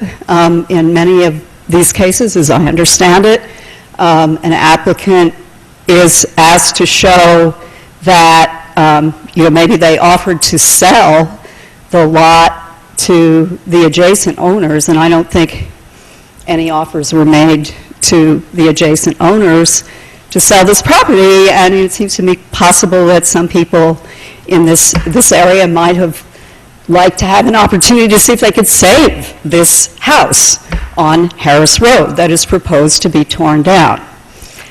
Okay, so that's my hardship point. I just raised the question. So the second point is related, which is that when the planning board approved the subdivision in 2005, it had plans. It had plans to look at. Those plans included drawings showing, in fact, that the proposed new house would be consistent with the setbacks on Harris Road. The planning board also made recommendations about preserving landscaping. There were trees that were involved, and some were preserved, but there was definitely an analysis of what this was going to mean for everybody who would be affected by it. And I don't see anything. It's very, very difficult to say from this application what is going to happen. So it made a decision on the negative criteria based on a state of facts that it actually understood. And for this application, I believe the facts simply aren't there upon which the board can make a reasoned determination. My third point, which is based on what I can understand from the plan, the very limited sketch that is in this application, is that two things. I don't know what's going to replace the existing garage, which, as I've already said, is quite charming and visually pleasing. And others, I have neighbors who also have real concerns about parking and access. And there are also trees that are there that are lovely. And finally, the application indicates that the front yard setbacks will conform with the zoning 25-foot setback, but the houses on Harris Road are set back farther than 25 feet, all of them. And I believe I'm correct about this. I believe the applicant's, Mr. Tarr, is familiar with this because this area was developed before there was zoning, and all of the setbacks were governed by a set of deed covenants that that prescribe front yard setbacks and a bunch of other things. So in thinking about whether or not an application for a proposed house to build a house on an undersized lot is consistent with the zone plan and will, be not have a negative impact on the public good, I think it's really important to look at the character of the street on which the house is being built. And simply because the applicant says, gee, I'm going to conform with the setbacks, doesn't really, it's not the end of the story with this kind of neighborhood. So, thank you very much. Thank you. Mr. Chairman, there are several other people who want to talk. I'm sorry. There are several other people I know who want to talk, but if it's appropriate, I'd like to respond briefly to Ms. Kerr on this point. You can, if you wish, at this just point. to bring up the point, for as long as I can remember, when doing a lot area, the variance application, you have chosen not to ask the property owner to bring you house plans. Some of you are new and... Well, that in general has been true, but because of the sort of comments that we've heard today that have been made on other occasions, on one recent occasion we asked people to give us a sense of what the bulk of the building on the site was going to be. They withdrew, we carried their case to the next month, and they came back with a reasonable rendering of what might be built there. I'll simply say... I think that's rather a good idea, personally. But it's not been the practice. I guess that's It hasn't been the practice, So, because the idea is that if you have any kind of a lot, undersized or regular sized, there are setbacks, front, side, and rear, which control. And in some zones, you have height to setback ratios, and the representation was made, and I think Mr. Bridger told you that the applicant has said that the house will comply with the zoning. If there's a 50-foot front yard setback by private restrictions here, we pulled the deeds, and I just don't recall. If there is, then you have to comply with that too. They're separate. They don't go away. You have to comply with public and private zoning and private restrictions. So the front yard's really no problem at all. And hardship, of course, it's C1, C2. C2 doesn't require hardship. It's really taking a look at the map that Mr. Barsky prepared, and you say the entire street is made up of lots of this size, and the subdivision in 2004 the planning board consistently says when we have a double wide lot, you're either going to have a McMansion built on that, or you're going to allow it to be cut in half and have the two smaller homes. And my recollection is that they rather consistently told neighbors, from a planning point of view, it's better to have two smaller lots and two smaller homes than one home in the middle of a block that's twice as big as the other homes. So in C2, hardship is not a factor. And frankly, the third point was, I think Ms. Kerr acknowledged that it was more of an aesthetic argument. So if you want to see house plans, then the applicants should be told to bring in house plans, and if that becomes a factor, it's new to me.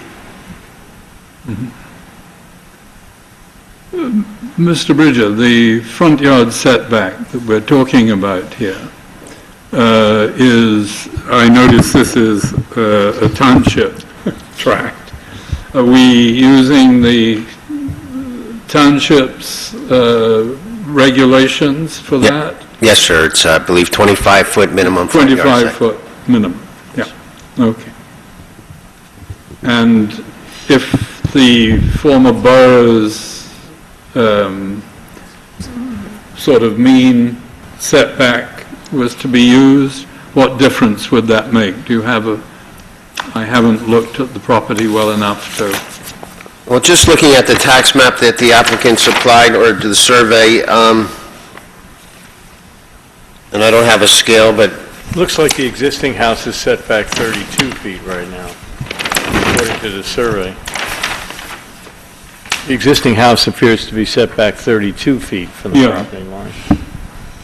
And if you look at the aerial photo, the other houses are maybe consistent 40 or further back than that. Yeah. But the front yard setback is 25 feet. The adjoining houses look like they're 45 feet back, but just without a scale, but they are... Yeah, set no, back further I than- don't have a scale either, so I can't. Okay.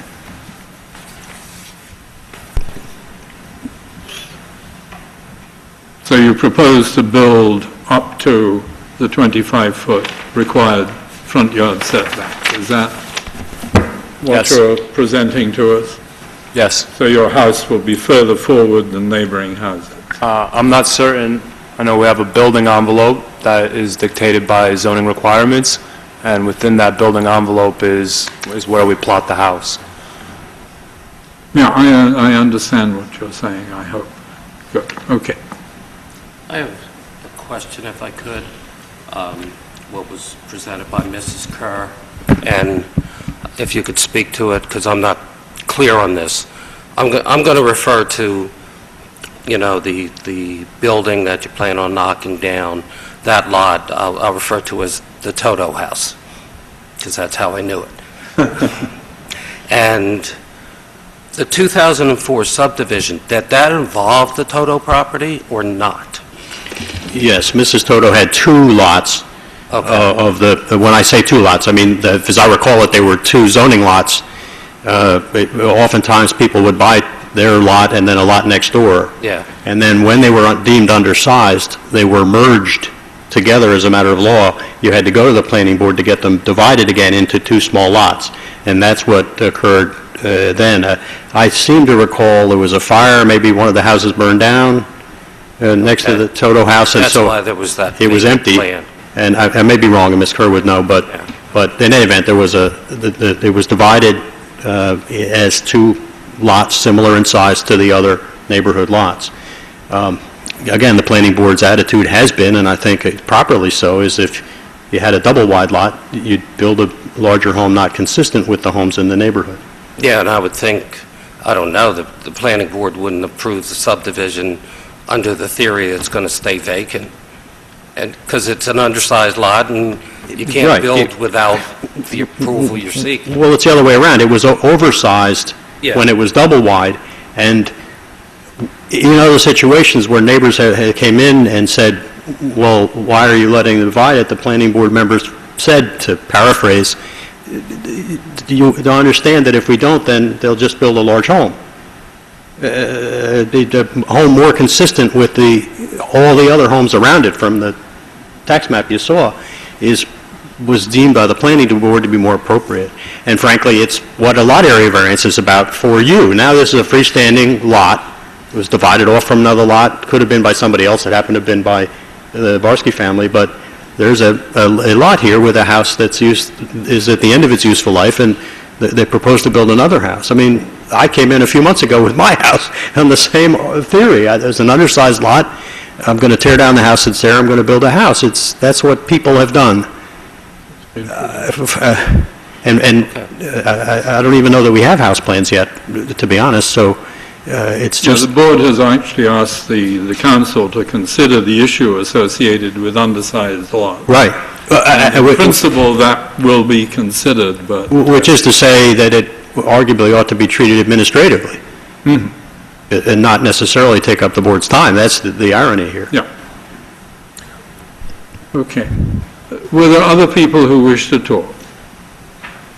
Michael, excuse me, which is the Toto house? Hi, I'm Carolyn Abate. I live at 120 Jefferson Road, which is... It's maybe easier to hold it. Carolyn Abate. I live at 120 Jefferson Road, which is directly behind 15 Harris Road. Ms. Abadi, we'll just swear you in. If you'd raise your hand, you swear affirm your testimony this evening will be truthful. I do. Thank you. I think what I'd like to bring to your attention Is the microphone is... turned on? Is it bad? Yes, it is. Okay. Is that good? That's okay. So what I'd like to bring to your attention, and this addresses the issue of the lack of specific plans for this application, is that there's a very odd situation in the sort of back driveway that is used by everybody between 1 Harris Road to 15 Harris Road on that side, and Bill Lockwood's house, I think that's, I can't remember the number, maybe 110 Jefferson to my house, 120. We have no driveways in front of our houses. We all use this back sort of common space to pull in. And I'm not sure where the property lines are elsewhere, but behind my house, I'm in a duplex 118, 120.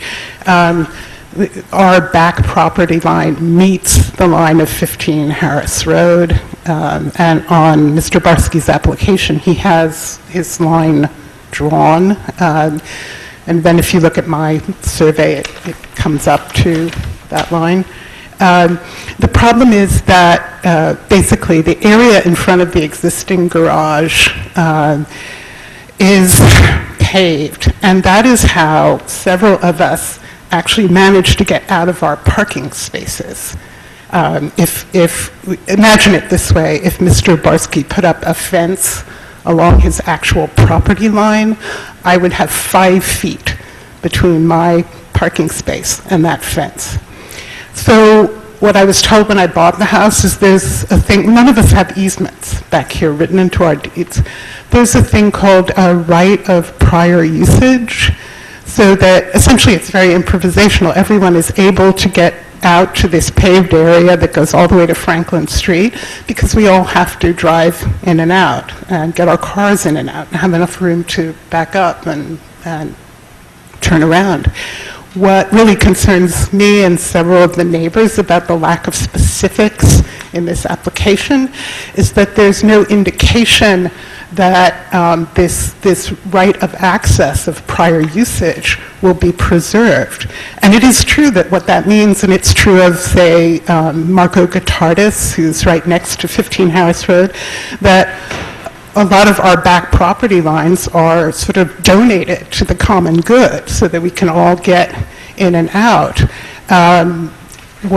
Obviously what we would like to see is some kind of guarantee that that's going to continue with 15 Harris Road.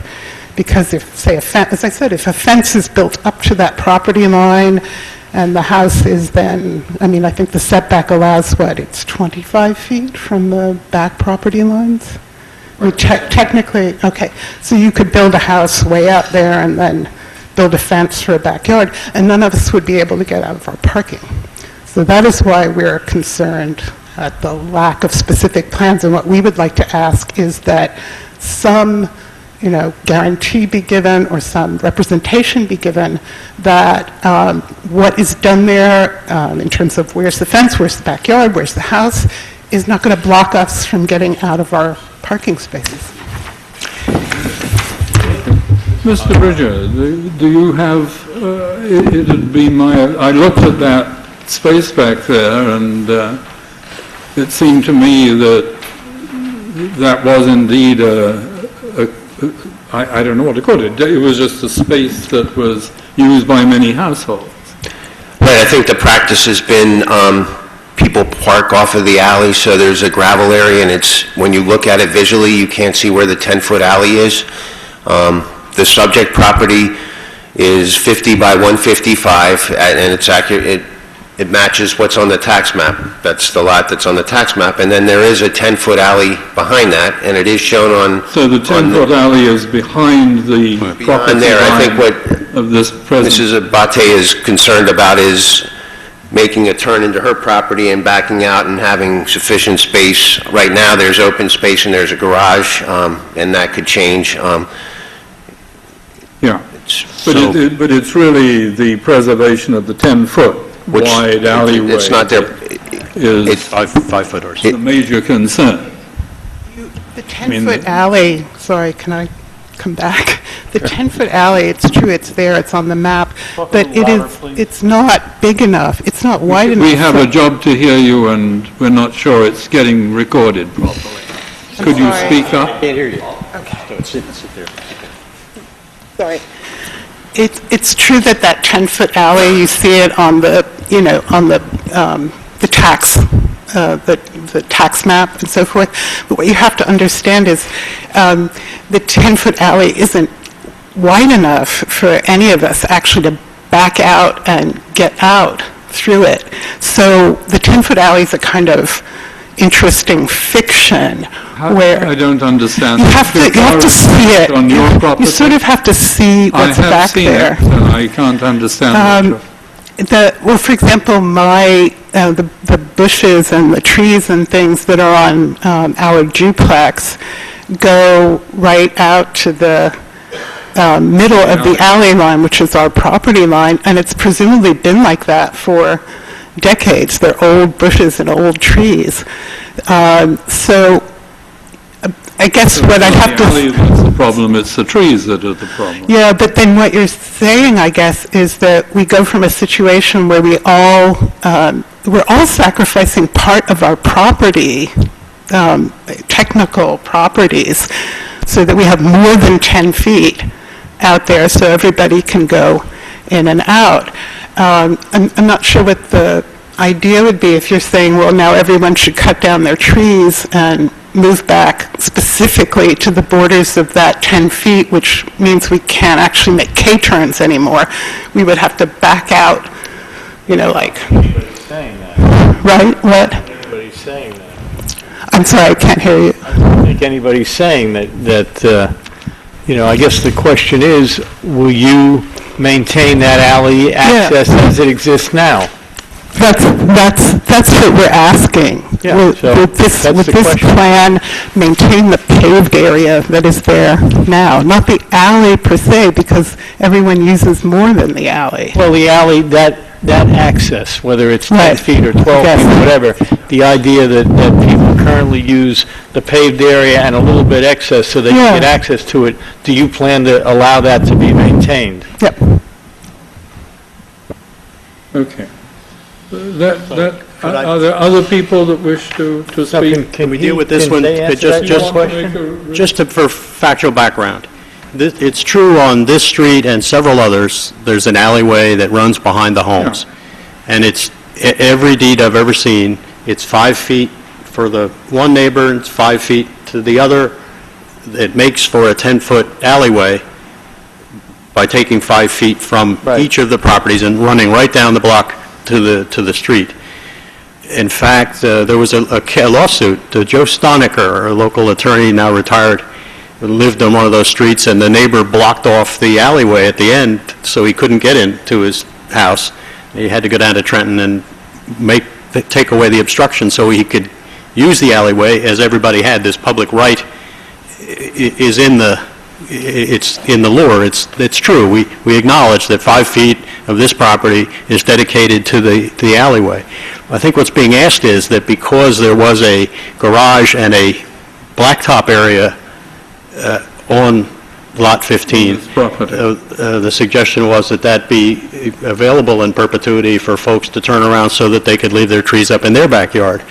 I think that's what I'm hearing. I'm just trying to lay... that's what I heard. Okay, so that's the choice. I mean, the 5 feet is inviolate. It's available to be paved, to be driven upon, but because this house is going to be sold to somebody else, it's sort of hard to say that some further area to allow someone to K-turn beyond the 10-foot alleyway onto somebody else's lot.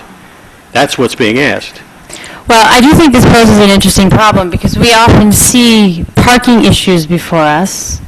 We just had one where somebody couldn't park on their own property, and they wanted to not park in the front yard essentially and the side yard for sure. And this neighborhood with the alleys was planned to allow for parking off of the street on sort of the properties themselves, but really in a common space behind the properties, so that the cars didn't clog up the streetscape and present the dangers that are associated with that, and actually got the cars off the street and in the back of people's properties. But the parking is... Well, excuse me. And so this is one particular situation where this is still in effect, still being used every day by all of these neighbors. And I think there's something really special about that. And I understand that it's essentially 5 feet from one person, 5 feet from the other person. But in light of the fact that we have tremendous parking problems in Princeton, I think something like this should be considered to be something quite special and perhaps worthy of holding on to. And I don't know if that's something that we can make a decision on here at this board or tonight or on this particular application. But I just wanted to bring it up because we're seeing more and more parking problems and lack of really viable parking, and nobody likes parking anybody parking in the front of their house. We've seen many applications here. And here's a case where everybody's parking in the back, and I think that's pretty positive. Yeah, so I just wanted to make that comment. If I understand what I've been told properly, the 10-foot, let's call it driveway, which all of the people use to bring their cars to their own property in the back, will be preserved. And the only question, I believe, that's in doubt is whether or not an existing garage front pad on this piece of property will still be available for other people to make a K-turn on. And I'm not sure that somebody developing a piece of land has an obligation to continue to permit people to use their garage apron for doing a turnaround. I don't know. No, and I don't necessarily agree with you, but I think the question I was asking is, would you allow that? I mean, if this is a circumstance where the adjacent neighbor uses that, and would you allow that to continue? I think, we've discussed it with Ms. Sabate, and I think the feeling was, let's go out there, let's look at it together. There are issues of impervious cover when you leave all that macadam there, when it's not going to be used for a garage. There's issue about how much she needs. Could she park more on her property and back into the alley? These aren't clear, but there's certainly a commitment to work with her to go out there and try to see that she can maneuver without having to leave a big square of macadam in the back of this. And that's fine. I mean, in my opinion, that's fine, but if you're asking us to approve this tonight, I think maybe that should be clarified before we get this approved, or before we vote on that. Clarified in something that's up in the air yet. Yes and no. I mean, what's clear is that the alleyway is 5 feet on each property. Exactly. And these folks parked on at lot 15, they parked on their property. There's some trees or bushes in the way on the adjacent property which preclude their using their yard for parking as would be the normal approach. And they've commonly backed onto the blacktop. It's just maintaining, it's a special type situation. Maintaining some area as small as possible so as not to intrude on the lawn, but nevertheless to let the neighbor back in and out. Exactly, something that exists now, Right. and because of the uniqueness of this property and this alleyway, would you allow that to continue? We would like to work with them. We can't specify it now because we frankly don't quite understand the specific need that they've got. If it's a area, 8 feet wide to allow the car to back in there and make a K-turn to go out the alley, I mean, I don't know what it is, but we would work with them to allow for a reasonable amount of space without impinging on the backyard. Okay, and that's something that's reasonable. Maybe you can discuss that. Right. Okay. There are other people wishing to talk. Would you go through the same ritual? And maybe come and use this sit-down microphone. It seems that we hear you better. I'm Karen Armington from 118 Jefferson Road. Ms. Armington, we'll just swear you in. Do you swear from your testimony this evening will be truthful? Yes, it will Thank be you. truthful. Thank you. I would ask that the planning board would not approve this request today until we have more details and we're able to work out this special access situation in the back of our parking area. We've neighbors working together for, 50 years sharing this space, and I think we can give it a little more time and make sure we get a plan that'll accommodate everyone. Help me understand what you mean by this space. It seems to me absolutely clear that there is a 10-foot right-of-way that has been established that everyone uses to get into the back of their property. That's the width of roads that Princeton is painting these days, and so that is big enough to bring in a reasonable car.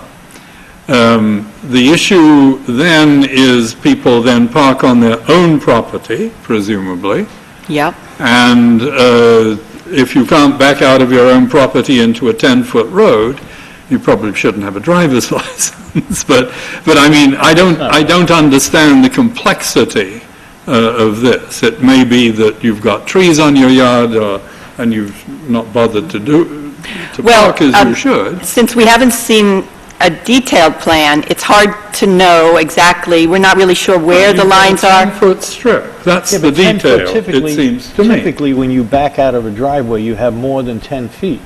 I make a K-turn in Well, much less that's space very than good, that. but typically, if you look at roadway and driveway planning, you have more than 10 But feet. this to is do an it. alley, not a roadway. It is, you're right. And a but 10-foot road is plenty big enough to get a car down.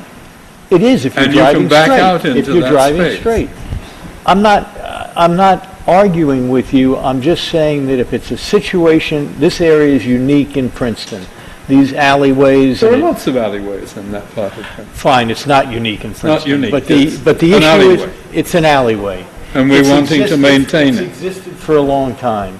It allows parking in the back, which eliminates drives on the street. It's a nice situation. Yeah, we want Okay. to preserve that. And we want to preserve that. But it's the alleyway we're preserving, rather than the ability of somebody to make U-turns You're on somebody else's preserving property. the ability of the residents to use the alleyway without modifying their landscaping, and so maybe when they back out, they've been using for years 5 feet or 4 feet of the adjacent property to turn. Let's hope the new homeowner doesn't have a shotgun. Well, we're lucky she doesn't have a shotgun, right. But the bottom line Yeah. is, I if it's a understand. concern of the residents, and it's existed for a long time, I don't think it's unusual. I mean, look, we don't ask for house plans, because again, the applicant's saying he's going to conform to all the requirements. But always, since there's a concern on the part of the neighbors, I don't think it's unusual to ask the applicant to address that. No, I agree. I don't Okay, think it is so at all. I think that's what they're saying. Okay. While we're at it, are there other people who wish to talk to this? Will you come forward and we'll try and hear all of your points of view and get Mr. Tarr and his client to address this issue? And I would sit down and use the microphone that's got the red light on. Come and use this one. Sit. I'm sorry, I can't hear you if you use that one. If you sit down and use the one that's by the chair, we can hear you. Ma'am, could you first give us your name and address? Anita Garoniak, 1 Harris Road. All right, and Ms. Garoniak, since you're going to testify, if we could swear you in, do you swear from your testimony this evening will be truthful? Yes. Thank Yes, you. I do. Thank you. Please sit down, And I'll... give whoever we need the papers.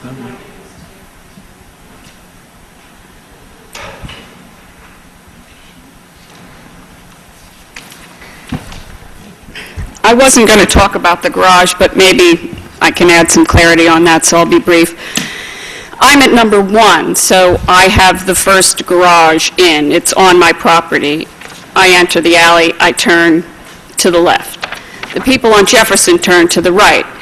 Mrs. Toto's garage, she didn't have to turn. She could go straight into that garage because there is no left turn. It was kind of the cap at the end of the alley. So people on Jefferson who are pulling out kind of used her to fishtail around so that they could head straight out the alley and not have to back all the way down.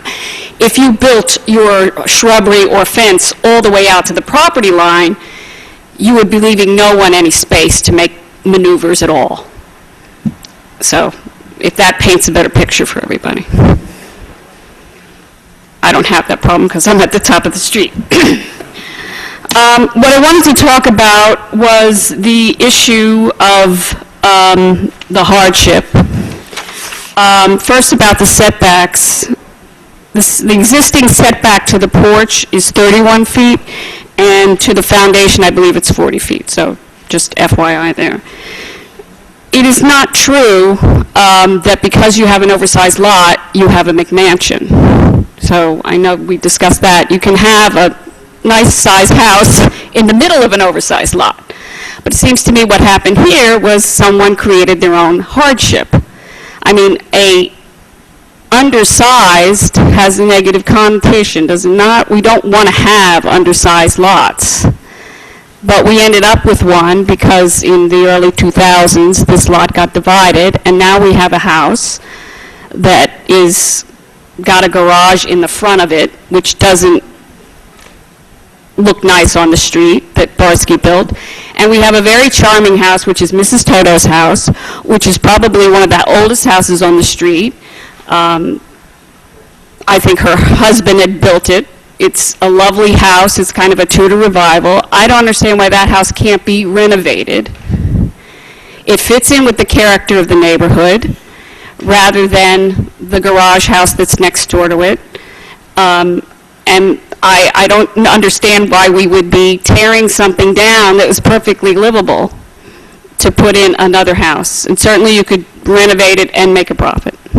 So that's my chief point.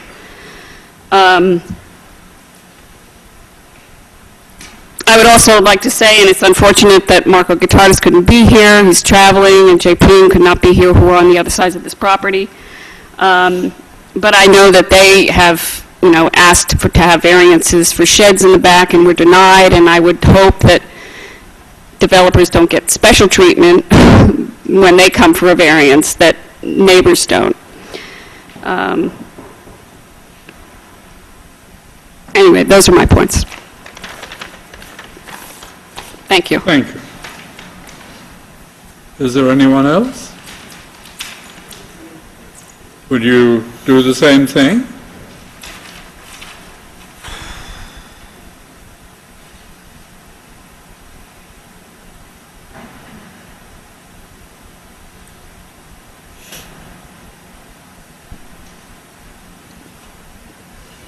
Yeah, my name is Marcus Wiener. And Yeah. swear to be true. Hello? Yeah, my name is Marcus Wiener. I live on 114 Jefferson Road, basically, in the driveway, opposite the first house which Mr. Barsky ever built in Princeton.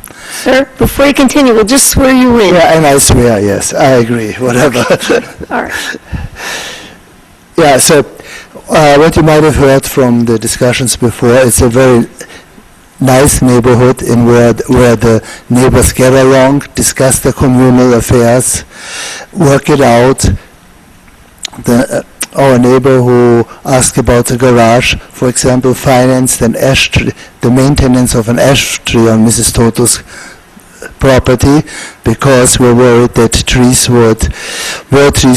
old trees, which are 30, 40 years old, and big trees would go down.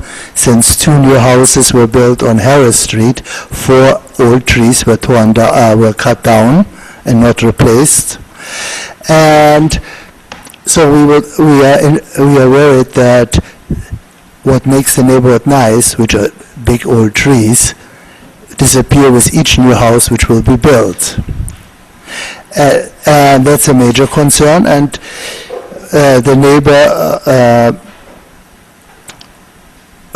what's his name?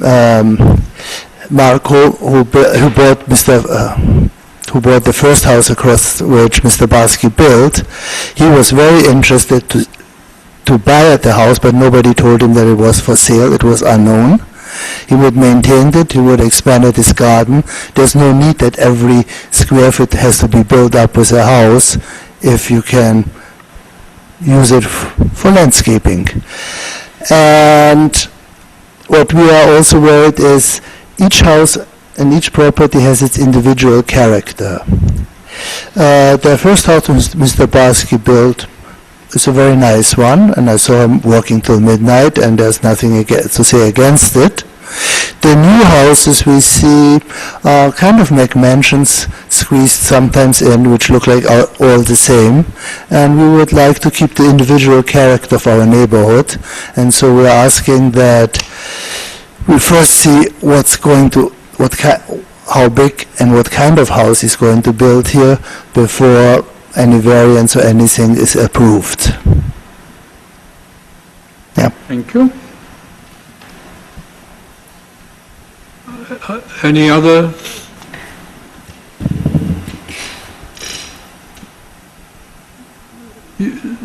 You're all satisfied, is that right? You've all had your opportunity.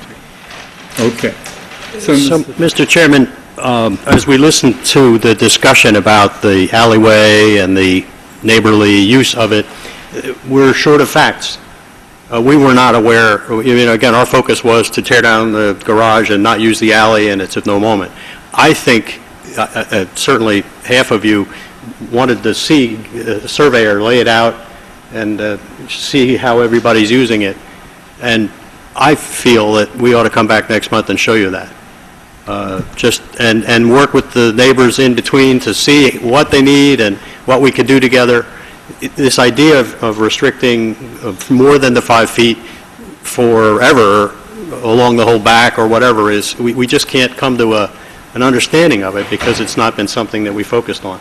We could have our surveyor lay it out on a big drawing, talk with the neighbors about it, and come back next month and try to sort out the I think that's a very sound idea. I wish you'd done that before you came this time. We didn't even realize it was an issue. One always has to anticipate that. A man of experience knows it happens.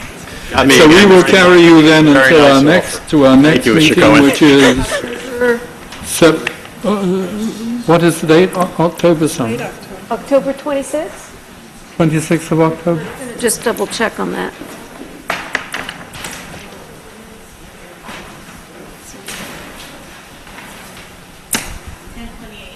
Okay, October 28th. Thank you, ma'am. Okay, so we're going to carry this case until the 28th of October, and it's my understanding that the applicant will get together with the neighborhood and try and resolve some of these issues.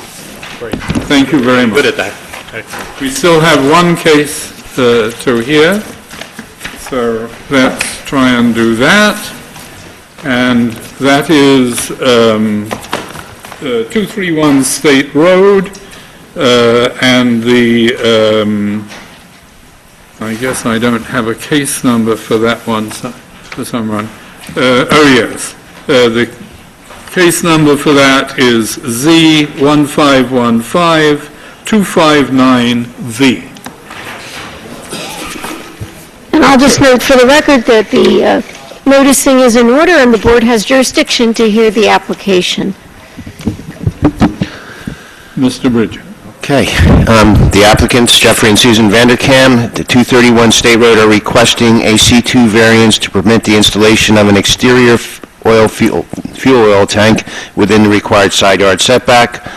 Subject property is located in the R6 zone, is subject to the regulations of the former Princeton Township pursuant to sections 10B 253, 255, and 246.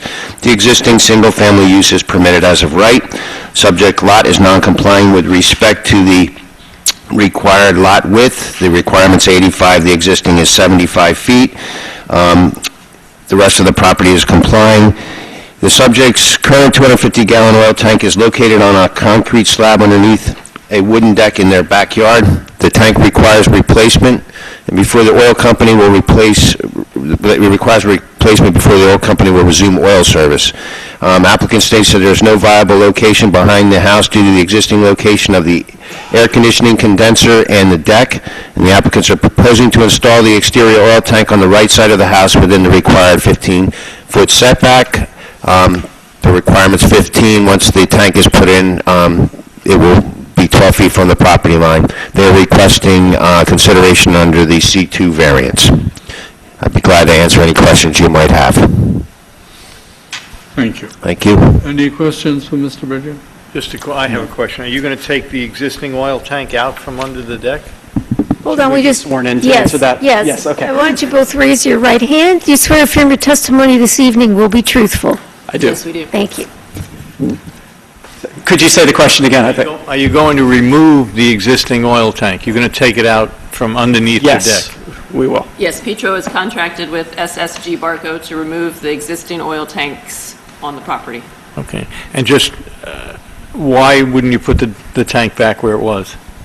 The current tank is located under the crawl space and under the deck, underneath the kitchen, and it's not tall enough to set a full tank underneath there. The current tank is sitting flat on the slab, and it doesn't have any air space Okay. underneath the tank to allow circulation, and so it's decomposing faster than it really should be for a stainless steel oil tank. Okay. This is a vertical tank or a Horizontal tank. It's a horizontal one, okay. Only they do make, my neighbor has got an In exterior fact, one, which is our a vertical replacement, tank. the replacement will in fact be a vertical tank to shrink the amount of footprint it has on the yard. The one you're putting in. The new one we will be yes, putting that's in will what I be was vertical asking. to make it fit as close to the house as we Yeah. could. Yeah.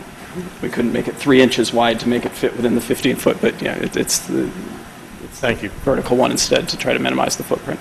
And the location that's been chosen is because of its convenience to where the heating unit is and That's correct. You want, and Well, it's screening chosen for- because there aren't really other options that are, we would love to have it fit in the backyard instead of being along the side, but there's not actually viable options along the backyard, and so the location Screening of along the tank, side. is something you're going to do, or it's just going to be out there? Are we in the question period? I'm sorry, I'm getting... Yes. Is there going to be... I don't think there needs to be, I thought he he said made it- pretty much just about. Okay, I have some questions that come before screening, if I could. Is there an option of removing part of the deck, putting an oil tank in, and whether you want to build the deck back, that piece of the deck back? Is that an option? So the kitchen was built at the same time as the deck, or approximately the same time as the deck, and so the doors in the kitchen open up onto the deck. So there's not much that we could remove from the deck before the kitchen starts having doors that open up onto empty space instead. And How so- about between the kitchen and the end of the deck that's on the south side of your house? That part of the deck? Why can't you access the land basically close to where your furnace room is? So you're saying the part, Why does the tank have to go on the side of the house when it appears to me you have a lot of land basically where the utility room is, but you have a piece of the deck? You could cut off that deck, put an oil tank in, and build the deck back if you wanted to. Unless I'm missing something and that doesn't work. well, because That's it the would question. require tearing down quite a bit of the deck to get to, I mean, that's the reason for that at that point. I don't have a, Yeah. Okay. if the deck were not there in the first place, that would be an excellent place for it to be, yes. So it can be done, is what we're saying. But the tank you're proposing to put in is higher than the top of your deck. The tank we're proposing to put in It's is a higher than vertical the top of the tank, tank. The deck, which is yes. what oil companies seem to favor these days. That is correct, yes. I think because of the smaller footprint. Yeah. So Yeah, it would stick up above the edge of the deck if we did, but it's, So in talking to your wife, and I came away wondering, how much does the oil company drive this? I mean, they say, hey, we'd like to have a high tank, but is it mandatory by code?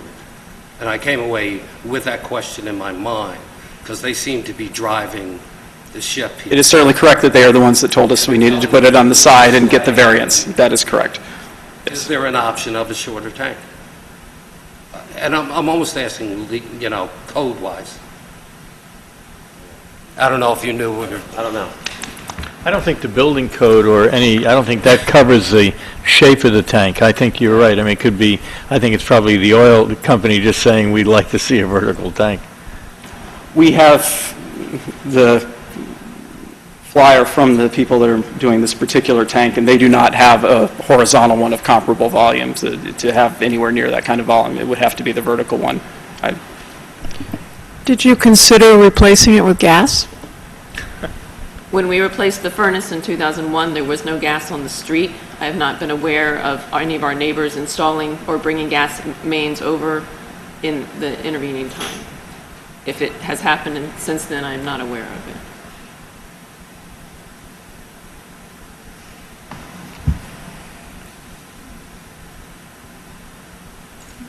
Are there other questions? Is anyone in the audience here to address this case? Okay.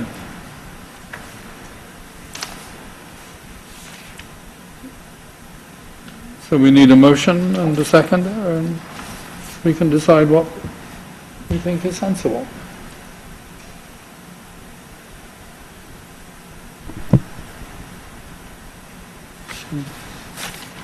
Okay, I make a motion to approve. Is there a seconder for that motion?